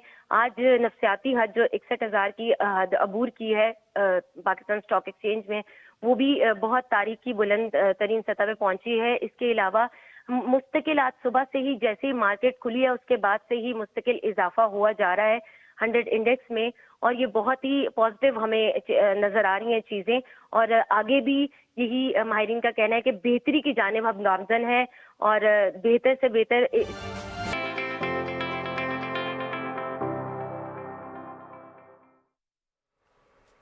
सुबह पाकिस्तान में एक बार फिर खुशामदीद। और सुबह पाकिस्तान में आज हमने प्रोग्राम का स्टार्ट ही, चाहे पॉलिटिकल डेवलपमेंट हो, क्रिकेट हो, हमारा मेन फोकस ये रहता है कि पाकिस्तान की आवाम, हर उम्र की आवाम जो है, अपने लिए कुछ ना कुछ जो लोग हैं वो बेहतर करें, और बेहतर करने के लिए हम गाइड भी करते हैं, चाहे वो फिजिकल फिटनेस हो, चाहे वो आपकी मेंटल हेल्थ हो, चाहे वो आपका करियर हो। करियर से रिलेटेड रिजवान बहुत परेशान रहती है यूथ। जैसे ही हमारे यूनिवर्सिटी में एडमिशन होता है हम सोचते हैं ये सब्जेक्ट तो ले लिया, इसका स्कोप क्या है। सिर्फ हम नहीं ये सोचते, बल्कि आपके साथ भी हुआ होगा रिजवान, हम जिस भी इवेंट में जाते हैं, किसी शादी में जाते हैं, तो हमसे यही पूछा जाता है सब्जेक्ट कौन सा है और इसका स्कोप क्या है, जो हम पढ़ रहे हैं उसका स्कोप क्या है, न्यू टेक्नोलॉजी से कितना इस्तेफादा करने की ज़रूरत है। ये तो हम एक प्रॉब्लम भी है ना, बहुत सारे लोगों को ये लगता है कि हम गलत करियर में आ गए, हमने ऐसा ही है। पूरी ज़िंदगी जो है ना वो एक ऐसी फील्ड में लगा दिया है जिसमें हम सिर्फ जॉब ही करते रहे, हम अपनी ज़रूरत पूरी करते रहे, लेकिन इसमें हमारा रुझान नहीं था, हमारा शौक़ नहीं था। तो अपने शौक़ को पहचानना ज़रूरी है, फिर अपने उस शौक़ के मुताबिक अपना करियर, अगर आप खुदा ना खास्ता किसी ऐसी फील्ड में आ गए हैं जहाँ पे शौक़ नहीं है लेकिन वो आपकी ज़रूरियात को पूरा कर रहा है और आपको एक बेहतर इंसान बनने में मदद कर रहा है, आपकी ज़िंदगी बेहतर हो रही है, आप चाहे मुआशी सतह पर हो या फिर आपकी समाजी सतह पर ज़िंदगी बेहतर हो रही हो, तो उसके लिए फिर अगर आप वो शोबा आपको कुछ दे रहा है तो बदले में आपको भी कुछ देना है, उसको एक्सेप्ट कर रहे हैं। तो ये जो तज़ाद है ये इंसान को कहीं ना कहीं थोड़ा सा पुश करता है बैक साइड पे कि नहीं हमें और परेशान करता है। बिल्कुल, और इस परेशानी को दूर करने के लिए जैसे हर बीमारी के साथ जो है उसका इलाज होता है और हर चीज का कोई ना कोई तो हल होता है, कोई सोल्यूशन होता है, हर मसले का हल जरूरी भी है। और इसके लिए कुछ एक्सपर्ट्स होते हैं, हमारे सीनियर्स जिन्होंने एक्सपीरियंस हासिल किया होता है, जिनके पास नॉलेज होती है, जिनको वे आउट पता होता है कि इस प्रॉब्लम से निकलना कैसे है। वैसे एक्सपर्ट्स अगर हमारे इर्द गिर्द मौजूद हों तो हम में से कोई भी स्टूडेंट परेशान ना हो, हम में से कोई भी बंदा इस कश्मकश का शिकार ना हो कि अब क्या करना है, अब क्या हो गया, ये तो पढ़ लिया, अब क्या जवाब दूंगा दुनिया को, अब खुद को क्या जवाब दूंगा। इन तमाम सवालों का हल जो है वो हमारे सीनियर्स के पास। And we are so honoured कि आज हमें प्रोग्राम में प्रोफेसर डॉक्टर मोहम्मद मुख्तार ने ज्वाइन किया है, जो कि वाइस चेयरमैन है नेशनल टेक्नोलॉजी काउंसिल पाकिस्तान के। प्रोग्राम में आपको खुशामदीद कहती हूँ प्रोफेसर बहुत साहब। मेहरबानी जी, बहुत शुक्रिया जी आपका। प्रोफेसर साहब, करियर काउंसलिंग कितनी ज़रूरी है एक स्टूडेंट के लिए और किस एज में ज़रूरी है ये? देखिए जी, आप अपने इंट्रो में भी फरमा रहे थे कि अगर सही तरीके से कैरियर काउंसलिंग हो जाए तो दुनिया में कोई परेशानी ना हो। असल इशू ये होता है कि अल्लाह सुब्हानहू ताला ने हर आदमी को जब ब्रेन दिया है तो उसमें बहुत ज़्यादा कैपेबिलिटीज़ होती हैं जो कि जैसे ही हमारी पैदाइश होती है तो टेक्निकली तो मैं क्योंकि मैंने ब्रेन मॉडलिंग पे काम किया हुआ है तो इससे कैरियर काउंसलिंग तो हमारी जो है ना जब हम पैदा होते हैं उस वक्त से शुरू हो जाती है। हमारे जो ओवरऑल इंटेंशन है, हम जिस अपना फैमिली में रह रहे हैं, पेरेंट्स क्या सोचते हैं, all these things that keep coming in. लेकिन इसको पॉलिश करने की ज़रूरत है।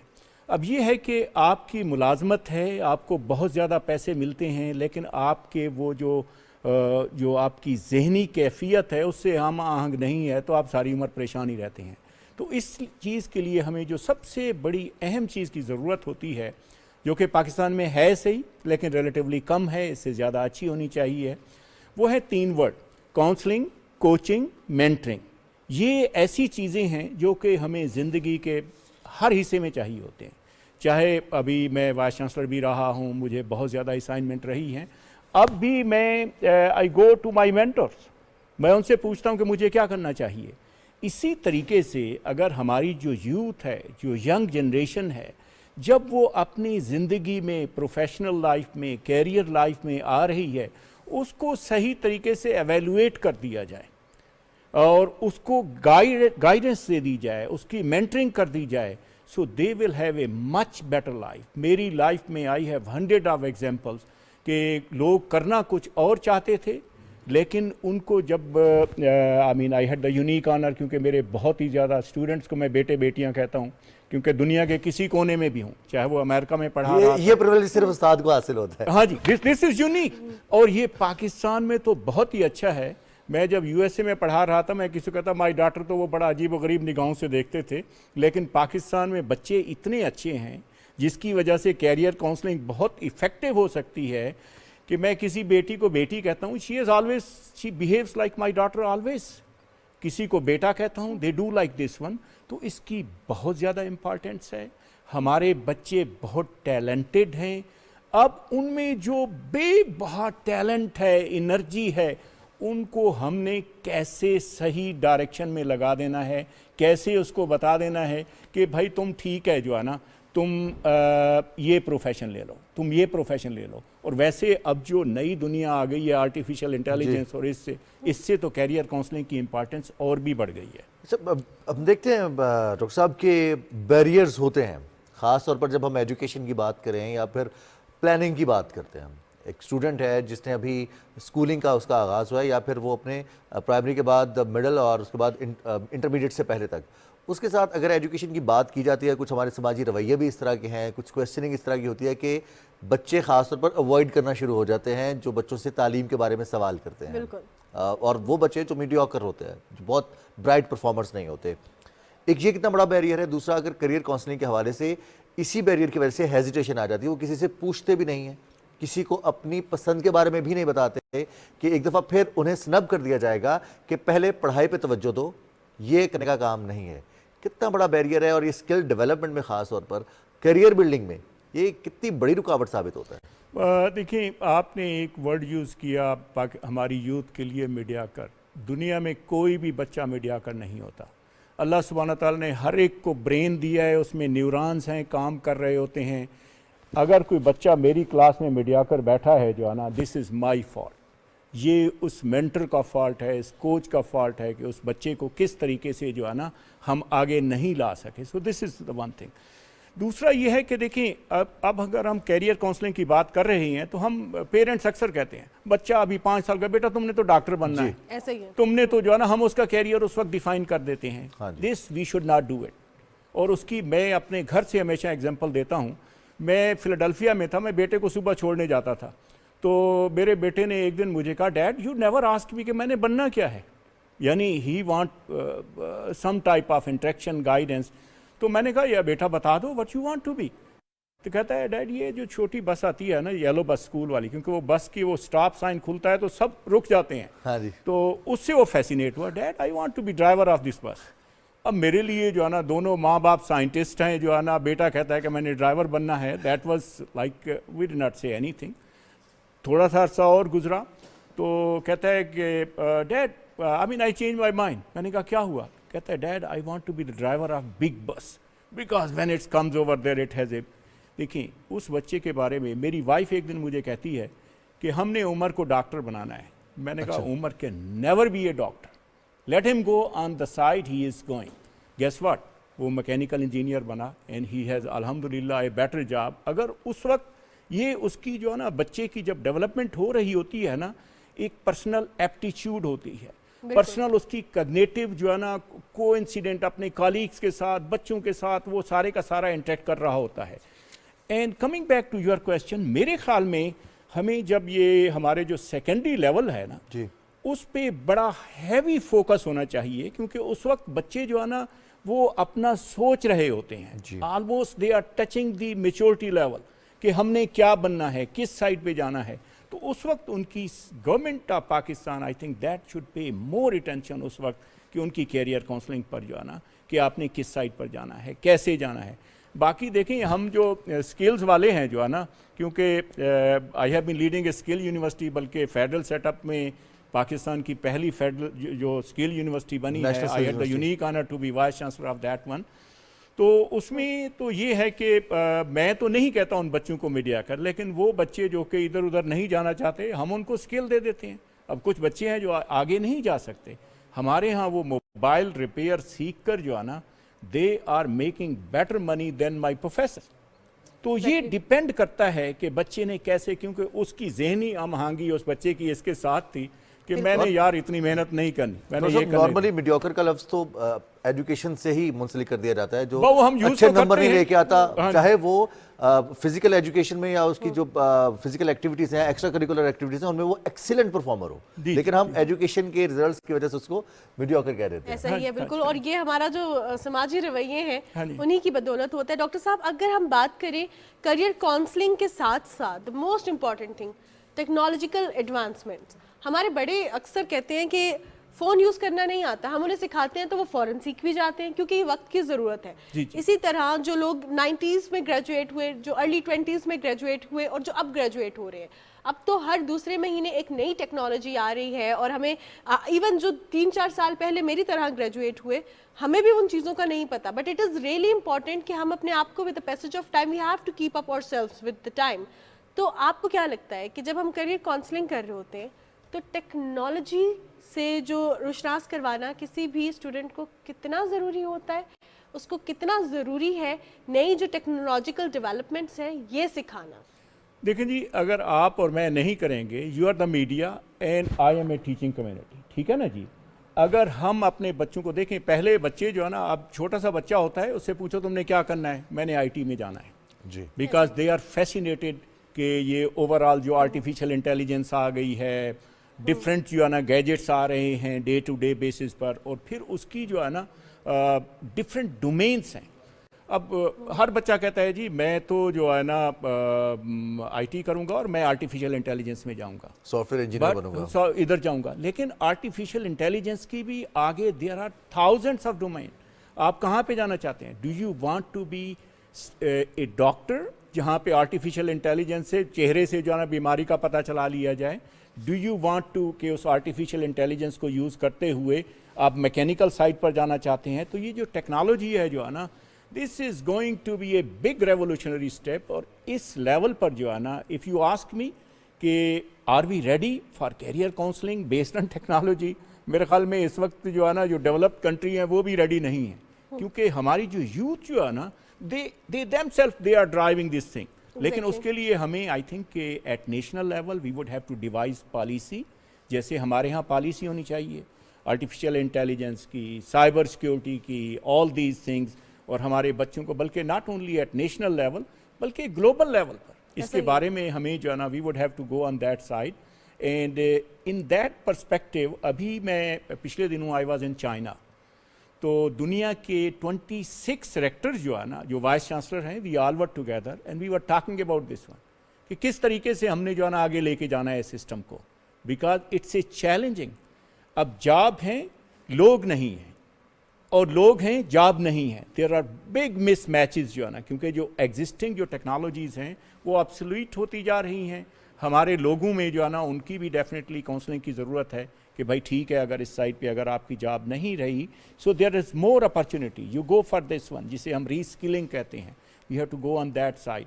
तो इस वक्त मेरे ख्याल में इन माई लाइफ, क्योंकि आप तो माशाल्लाह आप यू आर जस्ट लाइक मेरे बच्चों की एज है आपकी जो है ना, लेकिन मैंने जो देखा है हमने बेस्ट टाइम देखा है।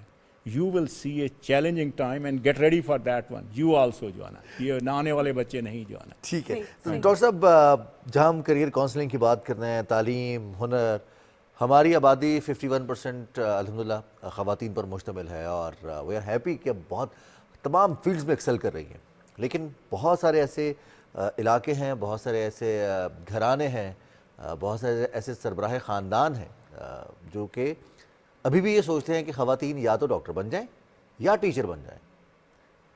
वो ख़वातीन, ख़ासतौर पर वो नौजवान लड़कियां जो एक्सेल करना चाहती हैं, आईटी में आना चाहती हैं, ग्राफिक्स में आना चाहती हैं, फिल्म इंडस्ट्री में वो बतौर टेक्नीशियन काम करना चाहती हैं।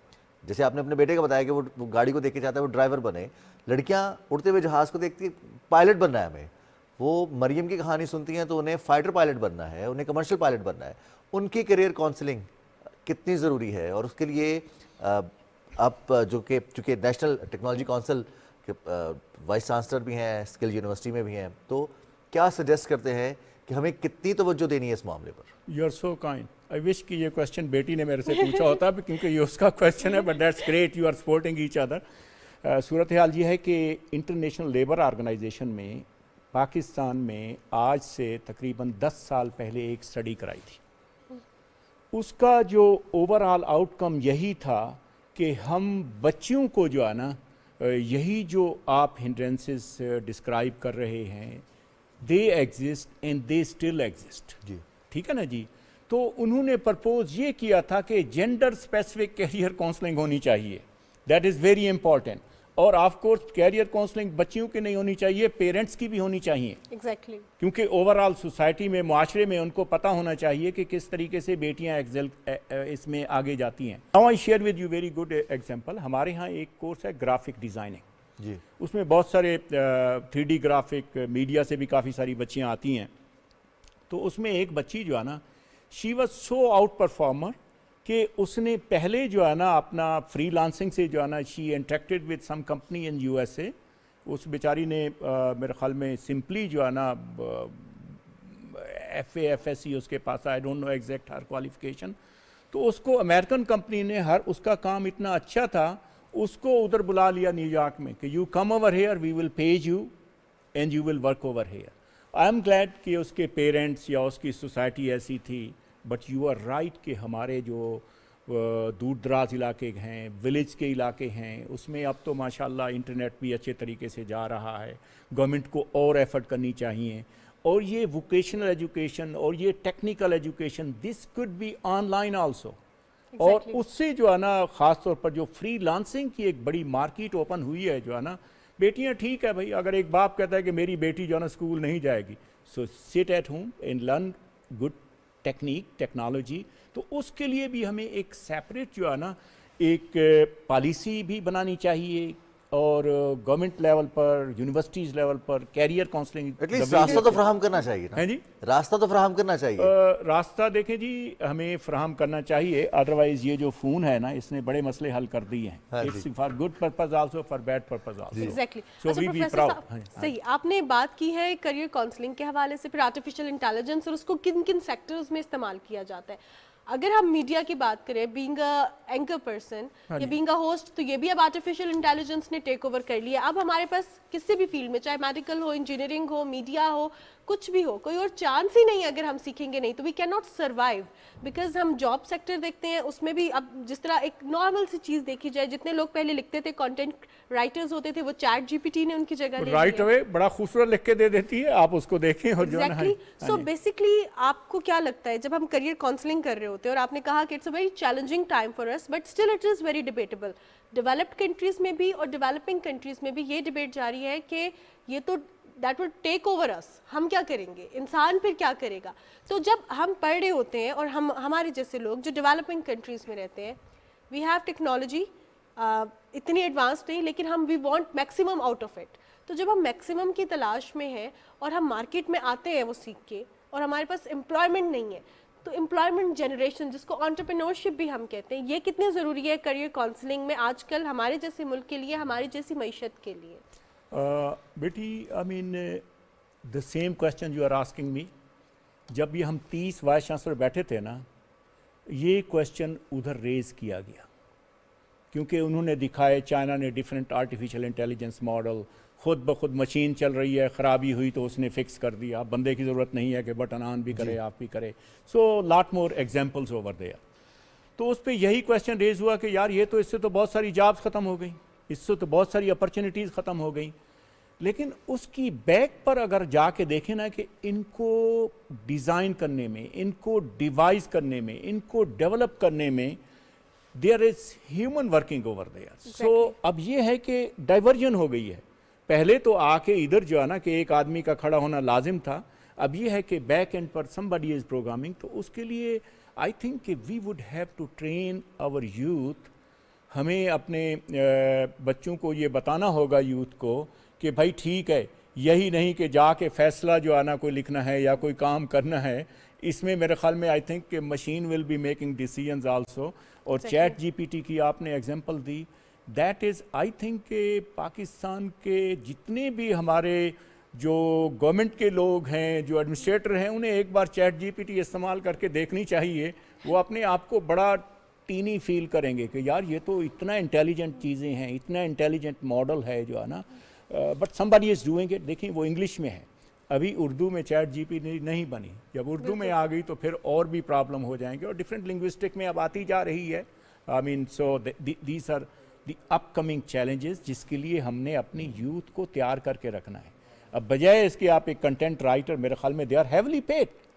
تو اب یو نیور نو کہ آپ نے جو کنٹینٹ رائٹر اپنے اس کے لیے ہائر کیا ہوا ہے, وہ چیٹ جی پی ٹی کا لیٹسٹ ورژن یوز کرتا ہے, اتنا خوبصورت لکھ کے لے آتا ہے, اتنے اچھے الفاظ جو ہے نا, جو پوری کی پوری جو ایڈمنسٹریشن بھی ہے وہ پریشان ہوتی ہے, یار یہ تو ہم نے بڑا اچھا بندہ رکھ لیا جو ہے نا, جو ڈوئنگ سو گڈ جو ہے نا, لیکن انہیں پتہ نہیں ہے کہ وہ 5 منٹ میں وہ کام کر لیتا ہے جو اس نے 24 آور میں کرنا ہے. These things are اور چیٹ جی پی ٹی کے حوالے سے تو پچھلے ہفتے خبر بھی تھی کہ اس نے اپنے کسی ریجنل ہیڈ کو جاب سے فارغ کر دیا تھا. سر پیرنٹنگ اور پیرنٹ کاؤنسلنگ کے حوالے سے آپ نے بات کی تھی, اور یہ بڑا موضوع ہے, زیادہ ضروری ہے جتنی کریئر کاؤنسلنگ ایک اسٹوڈنٹ کو چاہیے, اس کو پالنے والے, اس کو بڑا کرنے والے, اس کی تربیت کرنے والے والدین کی کاؤنسلنگ کتنی ضروری ہے. کنڈیشننگ بہت زیادہ کی ہوتی ہے, خاص طور پر جیسے اب آپ نے بھی عرض کیا کہ ہمارا جو یہ ٹرانزیشنل پیریڈ تھا, آپ کا دور بڑا شاندار تھا, ہم چیلنجز فیس کریں گے. اب ہمارے پیرنٹس کو نئے نئے فرنٹس, نئے نئے آپشنس, نئے نئے جو زندگی میں شعبے ہیں ان کے بارے میں اس طرح سے شاید معلومات نہ ہوں, ان کے ڈر بھی ہوں कि बच्चे को इस तरफ जाना चाहिए, नहीं जाना चाहिए, इसका मुस्तकबिल महफूज होगा या नहीं होगा। पेरेंट काउंसलिंग के हवाले से, पेरेंटिंग के हवाले से कितना ज़रूरी है, जो स्टेप्स लिए जाते हैं, जैसे स्किल यूनिवर्सिटी है, वो मुख्तस क्लासेस होनी चाहिए, उनके लिए लेक्चर्स होने चाहिए, ऑनलाइन उनको पाबंद करना चाहिए कि ये आपने 1 या 2 घंटे निकालने हैं ताकि आप सीख सकें, बच्चों के सवालों के जवाब दे सकें, या बच्चों से किस तरह के सवाल किए जाने चाहिए? ये इतना अहम टॉपिक है कि it need days and days to discuss, लेकिन मैं एक बड़ा ब्रीफ सा आपको अर्ज़ कर देता हूँ आपके चैनल के हिसाब से। मेरी हमारे पाकिस्तान की सब माँओं से ये रिक्वेस्ट होगी कि वो फ़ोन को छोड़ दें। हाँ जी, अगर उनके बच्चे हैं, जब तक उनका बच्चा है जो है ना, उसको कम्प्लीटली, क्योंकि हमारा इन्नेट अल्लाह सुब्हान तआला ने हमें जो है ना डेवलप भी ऐसे किया हुआ है कि हम जो है ना, शुरू में जब बच्चा होता है ना, जब पैदाइश होती है तो उसके सबसे पहली जो है ना उसकी नज़र मिलती है अपनी माँ से मिलती है, अपने बाप से मिलती है, ठीक है ना जी। और फिर उसके बाद फैमिली होती है, उसकी होमोजीनियस ट्रेनिंग हो रही होती है ओवरऑल, ठीक है ना जी।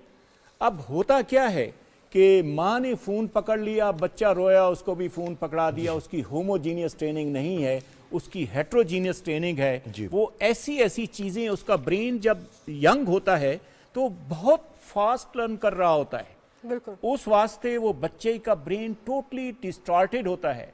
वो जब स्कूल में आता है तो वो अजीब हरकतें करता है डिफरेंट तरीके से। या एक मेरी गुजारिश है कि कम से कम जो है ना 2 घंटे अपने बच्चे के लिए निकालें, that should be free of this one. उस बच्चे से बातें करें, गिव दैट, क्योंकि उसे एक होमोजीनियस जो है ना एफिलिएशन चाहिए, जो कि हम नहीं दे रहे। बिल्कुल ऐसा ही इस साइड पर हमने जाना है। ये पेरेंटिंग के लिए अगर आप मैसेज देना चाहते हैं, आई थिंक सर बहुत शुक्रिया, बहुत शुक्रिया, थैंक यू रोज। और इट्स वेरी एक्सीलेंट मैसेज कि एटलीस्ट हमें अगर तवज्जो दे रहे हैं किसी को तो पूरी तवज्जो दे, और खास तौर पर अगर बच्चों को तवज्जो दे रहे हैं, और बच्चे तो खुद तवज्जो चाहते हैं, वो मांगते हैं, डिमांड करते हैं, और उसके लिए वो मुख्तलिफ जतन भी करते हैं। प्रोफेसर डॉक्टर मोहम्मद मुख्तार साहब, बहुत शुक्रिया, आप स्टूडियो में हमारे साथ रहे, और आपकी कीमती बातों से हमारे बहुत सारे नौजवानों को बहुत सारे नए रास्ते मिले होंगे, उन्हें सीखने को बहुत कुछ मिला होगा। लेकिन नौजवानों के साथ साथ जहाँ सीखना ज़रूरी है, वहाँ पर एक और चीज़ भी बहुत ज़रूरी है मानूर, के कानून का एहतराम क्यों ज़रूरी है? क्योंकि इसमें हमारी ज़िंदगी की हिफाजत है, हमारे अपनों की हिफाजत है। और ऐसा ही है, जब हम कानून को फॉलो नहीं करते, लॉ को फॉलो नहीं करते, ना सिर्फ वो हमारे लिए नुकसानदेह साबित होता है, बल्कि हमारे इर्द गिर्द लोगों के लिए भी बहुत ज़्यादा नुकसानदेह साबित होता है। हम अक्सर औकात इसको ग्लोरीफाई कर रहे होते हैं कि हम छोटी एज में हैं और हमारे घर वालों ने हमें बाइक दे दी, हमें गाड़ी दे दी और हम ड्राइव कर रहे हैं। लेकिन हमें ये लगता है कि हम तो इस तरह बच्चे को बहुत ज़्यादा कॉन्फिडेंस दे रहे हैं, वो वक्त से पहले सीख जाएगा। लेकिन ना सिर्फ हम उसकी अपनी ज़िंदगी खतरे में डाल रहे होते हैं, बल्कि और लोगों की ज़िंदगी भी खतरे में डाल रहे होते हैं। कम उम्र के जो ड्राइवर्स हैं, हमने अमूमन देखे होंगे रिजवान, कितने खतरनाक साबित होते हैं। अक्सर औकात जो होता है, हमारी गाड़ी को कोई आके हिट करता है और हम देखते हैं कि वो कोई 13-14 साल का बच्चा है जो पिछली गाड़ी या बाइक चला रहा है। ये कितना खतरनाक होता है, इसका क्रैकडाउन जारी है। इस पर तफसीलात का जो एक मजमुआ है, एक पैकेज तैयार किया है, और वो है जी चौधरी मजहर का। आइए देखते हैं। कौम के मुस्तकबिल के मेमार कम उम्र बच्चे जो तेज रफ्तारी और ट्रैफिक कवानीन की परवाह किए बगैर ड्राइविंग करके न सिर्फ अपने लिए बल्कि दूसरों के लिए भी खतरात का सबब बनते हैं। Chief traffic officer Taimur Khan का कहना है, बच्चे मुल्क कौम का मुस्तकबिल हैं, उनकी जिंदगी महफूज बनाने के लिए हर मुमकिन इकदामात उठाएंगे। हमने तकरीबन 790 के करीब FIR रजिस्टर हुई है जी 9 उम्र के खिलाफ, और 2 करोड़ 65 लाख के करीब जुर्माना हो चुका है। बच्चों को जब तक उनकी उम्र नहीं होती और उनका ID कार्ड नहीं बनता और लाइसेंस नहीं बनता, उस वक्त तक आप मोटरसाइकिल या गाड़ी नहीं दें। अवामी समाजी हलकों का कहना है कि कम उम्र ड्राइवर अपने समेत रोड पर सफर करने वालों की जानों के लिए बड़ा खतरा बनते हैं, जिनके खिलाफ कानूनी कार्रवाई की जाना चाहिए। मुकदमात की बजाय इसका कोई हल निकालना होगा।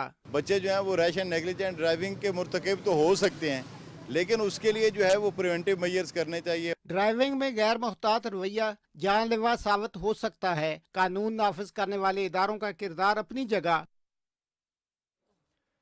चौधरी मजहर की रिपोर्ट आपने देखी, और इस रिपोर्ट में कम उम्र ड्राइवर्स फैसिनेशन, और फिर उस फैसिनेशन में एक तो एनर्जी बहुत ज़्यादा होती है नौजवानों में, 16, 17, 18 बरस की उम्र में, और बगैर लाइसेंस के या बगैर कानूनी दस्तावेज़ात की जब आप ड्राइविंग करते हैं तो फिर मुख्तलिफ चैलेंजेस होते हैं। कुछ ऐसी चीज़ें होती हैं जो आपको प्रोवोक करती हैं और आप कानून को तोड़ते हुए जब thrill but it kill, exactly ऐसा हमने ही है। बहुत सारे ऐसे कोर्ट्स देखे भी हैं बिल्कुल। जो कि ट्रैफिक पुलिस की जानिब से, इंतजामिया की जानिब से मौजूद होते हैं, लेकिन पेरेंट्स, मानूर वाली बात के पेरेंट्स को ये लगता है कि शायद वो बच्चे को कॉन्फिडेंस दे रहे हैं, लेकिन वो ये नहीं जानते कि वो बच्चे की ज़िंदगी को खतरे में डाल रहे हैं। बिल्कुल जनाब, और जिस तरह रिजवान हम बात कर रहे थे अभी करियर काउंसलिंग में भी पेरेंटिंग के हवाले से, अभी इसमें भी कम उम्र के जो ड्राइवर्स होते हैं पेरेंटिंग के हवाले से हम बहुत ज़्यादा जो है ना कंफ्यूज हो जाते हैं प्यार करने के स्टाइल में। पेरेंट्स को भी लाड लगता है मोहब्बत कहते हैं ना ना? लाड और प्यार में दे देते हैं ये चीज़ें, लेकिन ये इतना खतरनाक, को कहते हैं ना खतरनाक खिलौना जो जानलेवा भी साबित हो सकता है।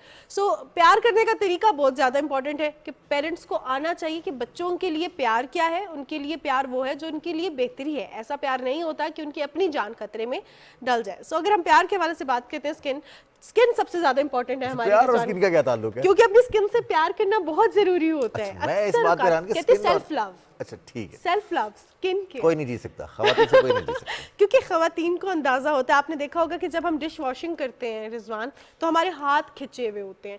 सर्दियों में ठंडे पानी से या बहुत गर्म पानी से हम बर्तन धोते हैं या कुछ भी काम कर रहे होते हैं, रूटीन में सुबह उठते हैं, हाथ आपके खिंचे हुए हैं, स्किन खिंची है, बात कर रहे हैं तो आपको यहाँ पे ड्राइनेस फील हो रही है, क्योंकि हम स्किन केयर करते ही नहीं है। मर्द हजरात करते हैं रिजवान स्किन केयर? कुदरती तौर पर इतनी केयर हो जाती है, हमें ज़रूरत नहीं पड़ती है, और लेकिन फिर भी सर्दियों में की जाती है स्किन केयर, और उसके लिए मुख्तलिफ इंतज़ामात भी होते हैं, मॉइस्चराइज़र्स हैं, और इसके अलावा अगर आप साबुन से और सादा पानी से भी हाथ धो रहे तो वो स्किन केयर में शामिल होता है। बिल्कुल जनाब, आपके लिए वो स्किन केयर में शामिल होता है, सफाई लेकिन निस्फ़े ईमान है ना। सफाई भी बहुत ज़्यादा ज़रूरी है। जैसे रिजवान ने कहा सफाई निस्फ़े ईमान है, it is very important. Skin की सफाई कितनी ज़्यादा ज़रूरी है, स्किन केयर कितनी ज़्यादा ज़रूरी है, क्योंकि सफाई भी स्किन की केयर में आती है।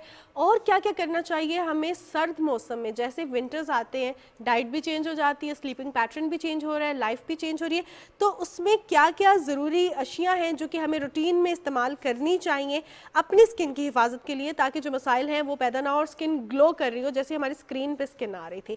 हम इस पर बात करेंगे और हमारे साथ प्रोग्राम में एक्सपर्ट मौजूद हैं doctor Mahwish Aftab Khan. Doctor Mahwish, welcome to the show. Thank you so much. Thank you so For much for having me at your joining show. Us. Doctor Mahwish, सर्दियों में स्किन केयर कितनी इंपॉर्टेंट है, and what is skin care? If you talk about skin care तो mind में आता है कि शायद 5-6 तो मॉइस्चराइजर्स हैं, 5-6 सीरम्स हैं। स्किन केयर बेसिकली है क्या? और स्किन केयर में ये कि सिर्फ चेहरा है और हाथ है? Skin तो पूरी बॉडी पे है. स्किन पूरी body, Is the largest organ of our body. Obviously. आपने इतनी खूबसूरत अंदाज में बात शुरू की है कि self love starts with skin care. हम अक्सर यही गाइड करते हैं, जो लोग खुद से प्यार करते हैं वो अपनी स्किन से प्यार करते हैं. स्किन आपका आउटर ऑर्गन है जो आपका एनवायरनमेंट के साथ इंटरेक्ट करता है. इवन आपका जो सोशल इंटरेक्शन है वो थ्रू योर अपीयरेंस होता है ना. तो जब आपकी स्किन अच्छी होती है, you feel good, you look good, exactly, you perform better, तो प्रोडक्टिविटी इंक्रीज हो जाती है. तो दैट इज़ वेरी इंपॉर्टेंट. तो आपने अपनी केयर अपनी स्किन से स्टार्ट करनी है. और स्किन केयर फेस और हैंड की नहीं होती, स्किन की केयर पूरी बॉडी की होती है. अब ये होती क्या है, होती क्या है? करना क्या है? जब आप अपनी स्किन से प्यार करेंगे तो आप अपनी स्किन के बारे में जानेंगे. जब आपको पता होगा कि आपकी स्किन की नीड्स क्या हैं तो आप डेफिनेटली उसकी केयर भी करेंगे. अच्छा, स्किन केयर में सिर्फ मॉइस्चराइजर्स और सीरम इंपॉर्टेंट नहीं होते. स्किन केयर में आपकी नींद, आपने कहा ना जैसे स्लीपिंग पैटर्न्स चेंज हो जाते हैं, डाइटरी हैबिट्स चेंज हो जाती हैं, वो सब चीज़ें आपकी स्किन पे अफेक्ट करती हैं. तो आपकी स्किन केयर स्टार्ट होती है इनसाइड आउट. सही। विंटर्स में क्या होता है, आपका हाइड्रेशन स्टेटस वैसे ही कम हो जाता है, क्योंकि आपको प्यास नहीं लगती तो आप समझते हैं कि बस नहीं है हमें ज़रूरत. तो वहीं से स्किन आपकी क्रैक होना शुरू हो जाती है, रिंकल्स आना शुरू हो जाते हैं. फिर कुछ लोग कहते हैं कि विंटर्स में मेरी स्किन बहुत डल हो जाती है, ड्राई हो जाती है, रौनक नहीं रहती. क्यों? क्योंकि हम स्किन को अडेप्ट नहीं करते कि मौसम चेंज हो गया तो हमें अपनी रूटीन को भी चेंज करना है. तो सबसे इंपॉर्टेंट ये है कि अपना हाइड्रेशन स्टेटस मत भूलें. अगर भूल जाता है तो क्या कहते हैं, अब तो आजकल बड़ा आसान हो गया ना, मोबाइल्स पे लगा लेते हैं.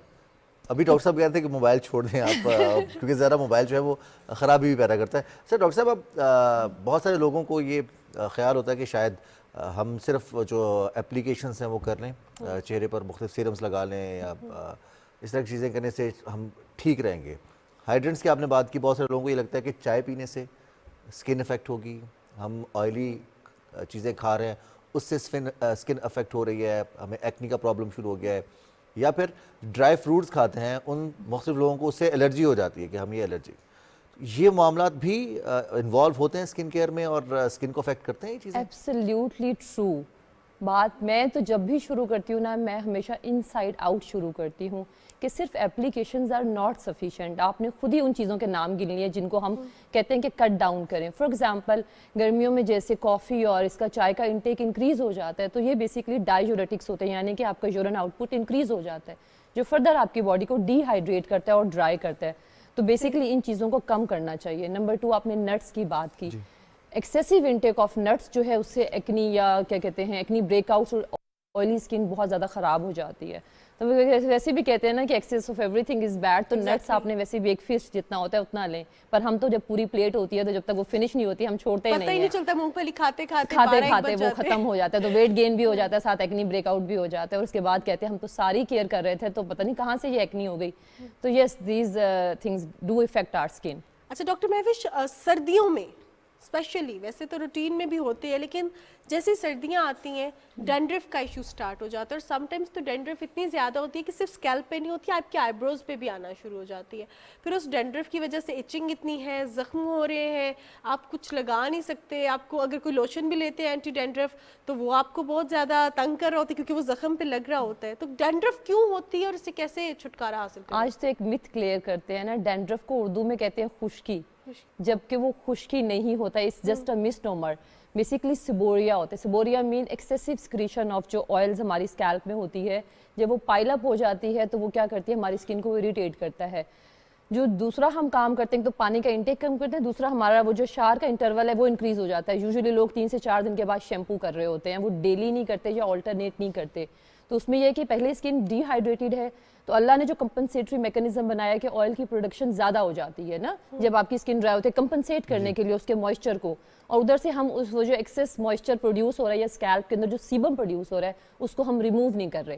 وہ اسکیلپ پہ پائل اپ ہوتا رہتا ہے 2 دن 3 دن, تو وہ پھر اریٹیٹ کرنا ہے کیونکہ وہ اس کا میٹیریل نہیں ہے نا, اس نے تو نکلنا ہے, اس کو آپ نے ریموو کرنا ہے. آپ وہ نہیں کر پاتے, وہ اریٹیٹ کرتا ہے, پھر ریڈنس ہوتی ہے, خارش ہوتی ہے, پھر ہیئر فال ہوتا ہے, تو وہ سارا کیسکیڈ شروع ہو جاتا ہے. اس میں سب سے امپورٹنٹ یہ ہوتا ہے کہ آپ آلٹرنیٹ ڈے واشنگ جو ہے وہ شیمپو ہے وہ کنٹینیو رکھیں, صحیح, آپ نے اسکپ نہیں کرنا.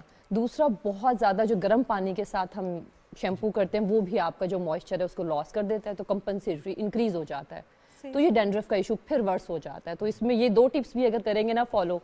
اور ایک ٹپ تو آپ کو کل سعد اللہ صاحب نے بھی دی تھی کہ ہم جو گھروں پہ موجود ہوتا ہے یا پھر ایلوویرا موجود ہے اس کا آپ جیل جو پیور جیل ہے اس کا اگر وہ آپ استعمال کریں بعد سے 10 منٹ پہلے 15 منٹ پہلے, جیسے ہم آئل مساج کرتے ہیں سر میں ویسے ہی وہ اس کا مساج کریں تو وہ بھی کافی ہیلپ آج فل میں نے ہوتا ہے. کیا تو آئی ہوپ سے میرے بال تھوڑے شائنی لگ رہے ہوں گے, بٹ اسٹل یہ جو ہماری ہوم ریمیڈیز ہیں ان کے کوئی سائیڈ افیکٹس نہیں ہیں. لیکن جس طرح آپ نے کہا کہ یہ خشکی نہیں ہوتی, یہ ایکسیسو آئلز ہوتے ہیں اور ہمیں یہ کہا جاتا ہے آئلنگ کرو. ایک تو آلریڈی ہمیں ڈینڈرف ہے, اوپر سے اور ایگزیکٹلی یہیں پہ کام خراب ہوتا ہے. جب وہ کہہ رہے تھے نا خشکی ریموو کرنے کے لیے ہم آئلنگ, وہ کرتا ہے کہ وہ بیسیکلی اس کو بٹھا دیتا ہے, جو آپ کو نظر آ رہے ہوتے ہیں فلیکس وہ آپ کو نظر نہیں آتے, تو آپ کو لگتا ہے شاید وہ کیور ہو گیا ہے. تو یہ تو بالکل نہیں کرنا, جن کی ایکسیسو سیبم پروڈکشن ہے ان کو تو آئل نہیں لگانا چاہیے. تو ڈاکٹر صاحبہ یہ جو ایکسرسائز ہوتی ہے مہنور نے جب آغاز کیا تھا تو انہوں نے ساتھ ہی برتن دھونے کام کرنے سے کہ خواتین کے جو کام ہے وہ انوالو رہتی ہے, اور سم ٹائمز جب کھانا بنا رہی ہیں تو ہیٹ ایکسپوجر بھی ہوتا ہے, چولہا ہے اس کی وجہ سے بھی پھر جو کھانا بن رہا ہے اس کی تپش ہے وہ بھی آتی ہے. اب ایکٹیویٹی, فزیکل ایکٹیویٹی کتنی ضروری ہے اسکن کیئر میں؟ ایکسرسائز جسے ہم کہتے ہیں وہ کتنے دورانیے کی ہونی چاہیے, دن میں کتنی دفعہ ہونی چاہیے؟ اچھا پہلے تو یہ کریکٹ کر لینا کہ کھانا بنانا اور آپ کے برتن دھونا is not your physical activity. Usually خواتین یہی کہتے ہیں میں تو سارے گھر کا کام کرتی ہوں پر میرا ویٹ لاس نہیں ہوتا, تو ہم ان کو یہی کلیئر کرتے ہیں جب آپ اسٹیٹک ایک جگہ پہ ٹھہرے ہیں اور آپ کے صرف ہاتھ موومنٹ ہو رہی ہے یا آپ کھانا بنا رہے ہیں, it's not an exercise. Exercise کا مطلب ہے وہ ڈیڈیکیٹڈ 30 منٹس دیں خود کی باڈی کو. جب آپ برسک واک کریں اب یا پراپر جو بھی ایکسرسائز ٹریننگ ہے وہ کریں تو it works a lot. Minimum آپ ہفتے میں 3 سے 4 دفعہ 30 منٹس تو ضرور کریں, وہ کاؤنٹ ہوتا ہے آپ کا. لیکن یہ جو برتن اور کپڑے دھونا ہے یہ نہیں کاؤنٹ ہوتے. یہ نہیں کاؤنٹ ہوتا. تو یہ ہاتھوں کو کتنا افیکٹ کرتا ہے؟ کیا چیز, ایکسرسائز یا برتن دھونا؟ برتن دھونا اور کپڑے دھونے کے بعد عموماً یہ غلطی خواتین کرتی ہیں, اور ہم نے دیکھا جو ہماری ہاؤس ہیلپ بھی آتی ہیں وہ بھی یہ غلطی کرتی ہیں, کیونکہ جب ہمارا ڈٹرجنٹ میں ہاتھ ہوتا ہے اس کے بعد ہمیں لگتا ہے ہاتھ تو صابن میں ہی تھا, دھونے کی کیا ضرورت ہے, ہم دھوتے نہیں ہیں, اور اس کے بعد ہماری اسکن اتنی رف ہو جاتی ہے. क्योंकि बर्तन वाला जो लिक्विड होता है या साबुन होता है उसके बाद भी हमें लगता है हाथ तो साफ ही है ना, अब तो साफ ही पानी से है, धो लिए, क्या उसके बाद हाथ धोने की जरूरत होती है और उसके बाद क्या केयर करनी चाहिए? अच्छा, डेफिनेटली मैं आपको यहाँ थोड़ा सा क्लियर करूँ, ये जो डिटर्जेंट्स होते हैं या ये सारे जितने हैं आप सर्फ वगैरह है, they are very strong chemicals. ये जब आप इनको यूज़ करते हैं, बल्कि कुछ लोगों को तो इनसे एलर्जी भी होती है, जो एक्जिमा की फॉर्म में अपेयर होती है कि बार बार हाथ आपके छिलके हो जाते हैं या रेड हो जाते हैं या इरिटेट करते हैं, तो उनके लिए तो पहली प्रिकॉशन यही होती है नंबर 1 के ग्लव्स का यूज़ करें। ठीक है, अगर फॉर सम रीज़न वो ग्लव्स यूज़ नहीं कर सकते तो एक सिंपल पेट्रोलियम जेली जो हर घर में मेरा ख्याल है हमेशा ही होती है, उसकी एप्लीकेशन के बाद उनको यूज़ करें, और जैसे ही आपका काम का पीरियड ख़त्म होता है अपने नॉर्मल जो भी आपका हैंड वॉश है उसके साथ हैंड वॉश करके फिर पेट्रोलियम जेली लगा लें। इससे अच्छा कोई मॉइस्चराइज़र आपके हाथ के लिए हो ही नहीं सकता। और कभी भी आपके हाथों को देख के लगता ही नहीं है कि इन्होंने काम किया होगा, जब आप हाथ धो के प्रॉपर्ली मॉइस्चराइज करते हैं एंड आपके हाथ बहुत नरम हो जाते हैं और एक्जिमा के जिनको प्रॉब्लम्स होते हैं वो भी ठीक रहते हैं ना। फायदा ऐसे काम का जिसका पता ही नहीं चले किसने किया। अच्छा, फूड इनटेक्स में फ्रूट्स का क्या किरदार है? हमारे बहुत सारी मिथ्स बनी हैं कि हम सर्दियों में चूँकि फूड इनटेक में हमारे एक डिश ऐड हो जाती है फ़िश, और उसकी वजह से भी बहुत सारे लोगों को ये मिथ है कि शायद इससे भी स्किन अफेक्ट होती है। उसकी जो प्रोटीन्स हैं अगर वो ज़्यादा खाएंगे तो वो मुतासर करेगी। फिर फ्रूट्स कितने खाने हैं, सब्जियों का इस्तेमाल कितना रखना है, दालें, प्रोटीन इनटेक, ये तमाम चीज़ें जो रूटीन में हम खाते हैं इनका कितना असर होता है हमारी स्किन के ऊपर? 100% होता है। कहते हैं ना कि आप जो खाते हैं हम वैसे ही नज़र आते हैं। You are what you eat. Exactly. ठीक है ना, तो बड़ा कॉमन सा वो है। तो फ्रूट्स, वेजिटेबल्स, नट्स, हमारे protein, everything is needed by the body, क्योंकि हमारा जो बॉडी है वो इन्हीं सब के प्रोपोर्शन से मिलकर बना है। तो स्किन के लिए फ्रेश फ्रूट्स और वेजिटेबल्स का तो कोई ऑल्टरनेटिव नहीं है, लेकिन फ्रेश फ्रूट्स को अगर हम 2-3 क्या कहते हैं जूसेस के फॉर्म में डेली दिन में 2-3 दफ़ा लें तो फिर आप शुगर इनटेक इंक्रीज करते हैं, that is very dangerous for your skin. दिन में 1 से 2 फ्रूट आप डिफरेंट, जैसे वो जो हमारा स्नैकिंग का टाइम है उसमें ले सकते हैं, दैट इज़ सफिशेंट। और जो सब्जियों का इंटेक है, यहाँ थोड़ा सा करेक्ट भी करूँ मैं कि जो हम सब्जियां भून के खाते हैं जिसके अंदर हमारे सारे विटामिन्स ऑलमोस्ट डेड हो जाते हैं और हम समझते हैं कि हम वो इंटेक ले रहे हैं, तो that is not a right way. Meat के साथ भी ऐसा ही होता है? मीट तो खैर पका के लेना चाहिए सर, वो तो कच्चा आप नहीं ले सकते। जितना जरा मसाला ऐड कर लेते हैं उसमें। Exactly, masala is pro inflammatory, वो इन्फ्लेमेशन कॉज करता है। तो जितनी कच्ची सब्जियां आप खा सकते हैं, यूजुअली हम एनकरेज करते हैं सैलड्स जैसे हैं, जितना जो कच्ची सब्जी अवेलेबल है जो आप खा सकते हैं वो आप फिर मैक्सिमम बेनिफिट गेन करते हैं स्किन के हवाले से। और जो प्रोटीन, जो आप मिसाले की बात करें, मिसाले तो कुछ लोगों को एलर्जिक भी करते हैं, एसिडिटी भी करते हैं, इन्फ्लेमेशन। अच्छा, जैसे मसाले के हवाले से बात हो रही है, क्या ऐसे होता है कि जो लोग ज़्यादा स्पाइसी फूड खाते हैं उनको ज़्यादा एक्नी होता है? डायरेक्टली एक्नी से रिलेशन नहीं है, लेकिन बहरहाल स्किन की जो काफ़ी कंडीशंस हैं वो वर्स हो जाती हैं। अच्छा, एक और चीज़ मैं आपसे जानना चाहूँगी, क्योंकि हमने वैसे भी ये बात की, you are what you eat. आजकल हम सोचते हैं कि डाइटिंग करनी है तो सबसे पहली चीज़ जो हम करते हैं वो जूसेस लेना शुरू कर देते हैं। जब हम किसी भी फ्रूट का जूस लेते हैं तो उसका फाइबर रह जाता है। सेब का फाइबर नहीं ले रही मैं, जूस ले रही हूँ, डाइजेशन में फाइबर बहुत ज़्यादा इंपॉर्टेंट रोल प्ले करता है, बट फाइबर तो मेरी बॉडी में जा ही नहीं रहा। तो जब जूस लेते रहते हैं तो उसके बाद हमारे डाइजेशन के इश्यूज होते हैं, हमारा समटाइम्स शुगर लेवल भी जो है समटाइम्स भी ऑलमोस्ट ऑलवेज ऑब्वियसली जब हम ले रहे होते तो वो फ्लक्चुएट करता है। तो हमें समझ नहीं आती, वेट गेन भी होता जा रहा है, वेट भी नहीं कम हो रहा, जूस पे जोर है, फायदा भी कुछ नहीं हो रहा, लाइफ सारी डिस्टर्ब हो गई है। इस पर कुछ कहना चाहेंगे आप? नॉलेज होगा ना जब सब चीज़ का, तो फिर आप सही चीज़ लेंगे। ये एक गलत तरीका है कि हम जूसेस के ऊपर आ जाते हैं। मैंने अभी यही बताया ना कि आपका एक दिन का कितना फ्रूट इंटेक आप ले सकते हैं। आप एक पोर्शन में 1 से 2 फ्रूट बस, दैट्स इट। यानी कि अगर आपने सुबह की स्नैकिंग करनी है तो an apple a day keeps the doctor away, not 3 और 4 एप्पल्स। ठीक है ना, जस्ट में एप्पल, कोई भी बनाना है, कोई भी फ्रूट आप ले लें, आप एक वक्त में एक फ्रूट लें। यानी कि एक बनाना है तो एक ही लेना, 6-7 नहीं खाने। 6-7 नहीं। तो जब हम जूस बनाते हैं तो एक ग्लास के अंदर हमें एटलीस्ट 3 से 4 एप्पल या जो भी फ्रूट है वो हमें लेना पड़ता है, तो उससे शुगर कंटेंट हाई हो जाता है। और जब शुगर हमारी बॉडी में हाई होते हैं तो ये आपकी एजिंग को तो फास्ट करता ही करता है। बाकी जो इश्यूज हैं वो तो सबको पता है, लेकिन स्किन वाइज एजिंग की जो प्रोसेस है उसको एक्सेलरेट कर देता है। अच्छा डॉक्टर साहब, अब एक ट्रांजिशन फेज होता है, ख़वातीन जब माँ बनती हैं उसके बाद बहुत सारी तब्दीलियाँ आती हैं जो कि स्किन में भी नज़र आती हैं, बहुत सेंसिटिव हो जाती है ख़वातीन। इस हवाले से एक तो साइकोलॉजिकली क्या चीज़ें हेल्पफुल होती हैं उनके लिए, दूसरा उनको क्या कुछ करने की ज़रूरत होती है? सब कुछ भी नहीं खा सकती, वेट गेन होने का भी प्रॉब्लम है, डाइटिंग भी उस तरह से नहीं करती, डिफरेंट मेडिकल इश्यूज़ होते हैं, ان کو پراپر گائیڈ لائن کے لیے ڈاکٹر سے ہی کنسلٹ کرنا چاہیے، یا پھر جو آج کل ہو رہا ہے کہ سوشل میڈیا پر دیکھا، ٹی وی چینل پر دیکھا اور فالو کرنا شروع کر دیا روزانہ کی یہ تو بنیاد بہت پہ؟ سارے ڈفرینٹ کوشچنز آپ نے ایک ہی کوشچن میں پوچھ لیے ہیں. ویسے بیسیکلی میں ان لوگوں میں سے ہوں جو بہت زیادہ ڈسکریج کرتے ہیں کہ آپ نے کوئی بھی یوٹیوب پہ اگر آپ نے کسی انفلوئنسر کا دیکھ لیا، آپ نے سوشل میڈیا پہ دیکھ لیا، وہ یہ ٹوٹکا بتا رہے تھے، وہ یہ بتا رہے تھے، بلائنڈلی فالو نہیں کرنا چاہیے. بہت ٹرینڈ ہے اس کا. بہت زیادہ ٹرینڈ ہے. آپ ہر چیز ہر کسی کے لیے نہیں ہوتی، ہر باڈی ایک یونیک باڈی بنی ہوئی ہے. ایون کئی دفعہ ہم سیم چیز اگر 2 یا 3 لوگوں کو اکٹھے بھی دیں گے نا تو تینوں میں ایک جیسا ایفیکٹ نہیں آتا، ایسا ہی ہے. کیونکہ everybody has a different lifestyle, everybody has a different dietary habits, ان کی ورکنگ ہیبٹس سب ڈفرنٹ ہیں. تو اگر ہم کسٹمائزڈ رجیم دیتے ہیں، چاہے وہ کھانے کی ہے چاہے وہ اسکن کیئر کی ہے، تو اٹ ورکس ونڈرز. ادروائز پھر یہی کچھ ہوتا ہے، ڈیزاسٹر، نیوٹریشن پوری نہیں ہو رہی ہوتی، یا ویٹ گین ہو رہا ہوتا ہے، یا ڈپریشن میں جا رہے ہیں، اسٹریس میں جا رہے ہیں، انڈر ویٹ ہو رہے ہیں. Like that. اچھا ڈاکٹر مہوش، آپ کے پاس جو مرد اور خواتین آتی ہوں گی، میجرلی آج کل یہ کنسرن ہوتا ہے، جس طرح ہم نے ایجنگ کے حوالے سے بات کی، کچھ سیلونز میں جب تک ہمارا صحیح زور زور سے مساج نہیں ہوتا تو ہمیں لگتا ہی نہیں اسکن ٹائٹ ہو رہی ہے کچھ. اور ہم اکثر، میں نے خود یہ خواتین کو کہتے سنے کہ آپ نے تو ہاتھ لگایا مجھے پتہ ہی نہیں چلا. اور مساج بھی اوپر کی طرف ہونا چاہیے، اوپر کی طرف ہونا چاہیے. So basically the thing is that anti ageing کس طرح ممکن ہے اگر ہم نیچرلی جو اسکن کیئر ہے اس کو لے کے چلے. روٹین میں جب ہم موئسچرائزر لگاتے ہیں کتنی دیر مساج کریں، کس طرح مساج کریں اسکن کا، تاکہ جو ہماری فائن لائنز ہیں، جو رنکلز ہیں جو کہ ارلی ایج میں آنا شروع ہو گئے ہیں، وہ نہ آئیں.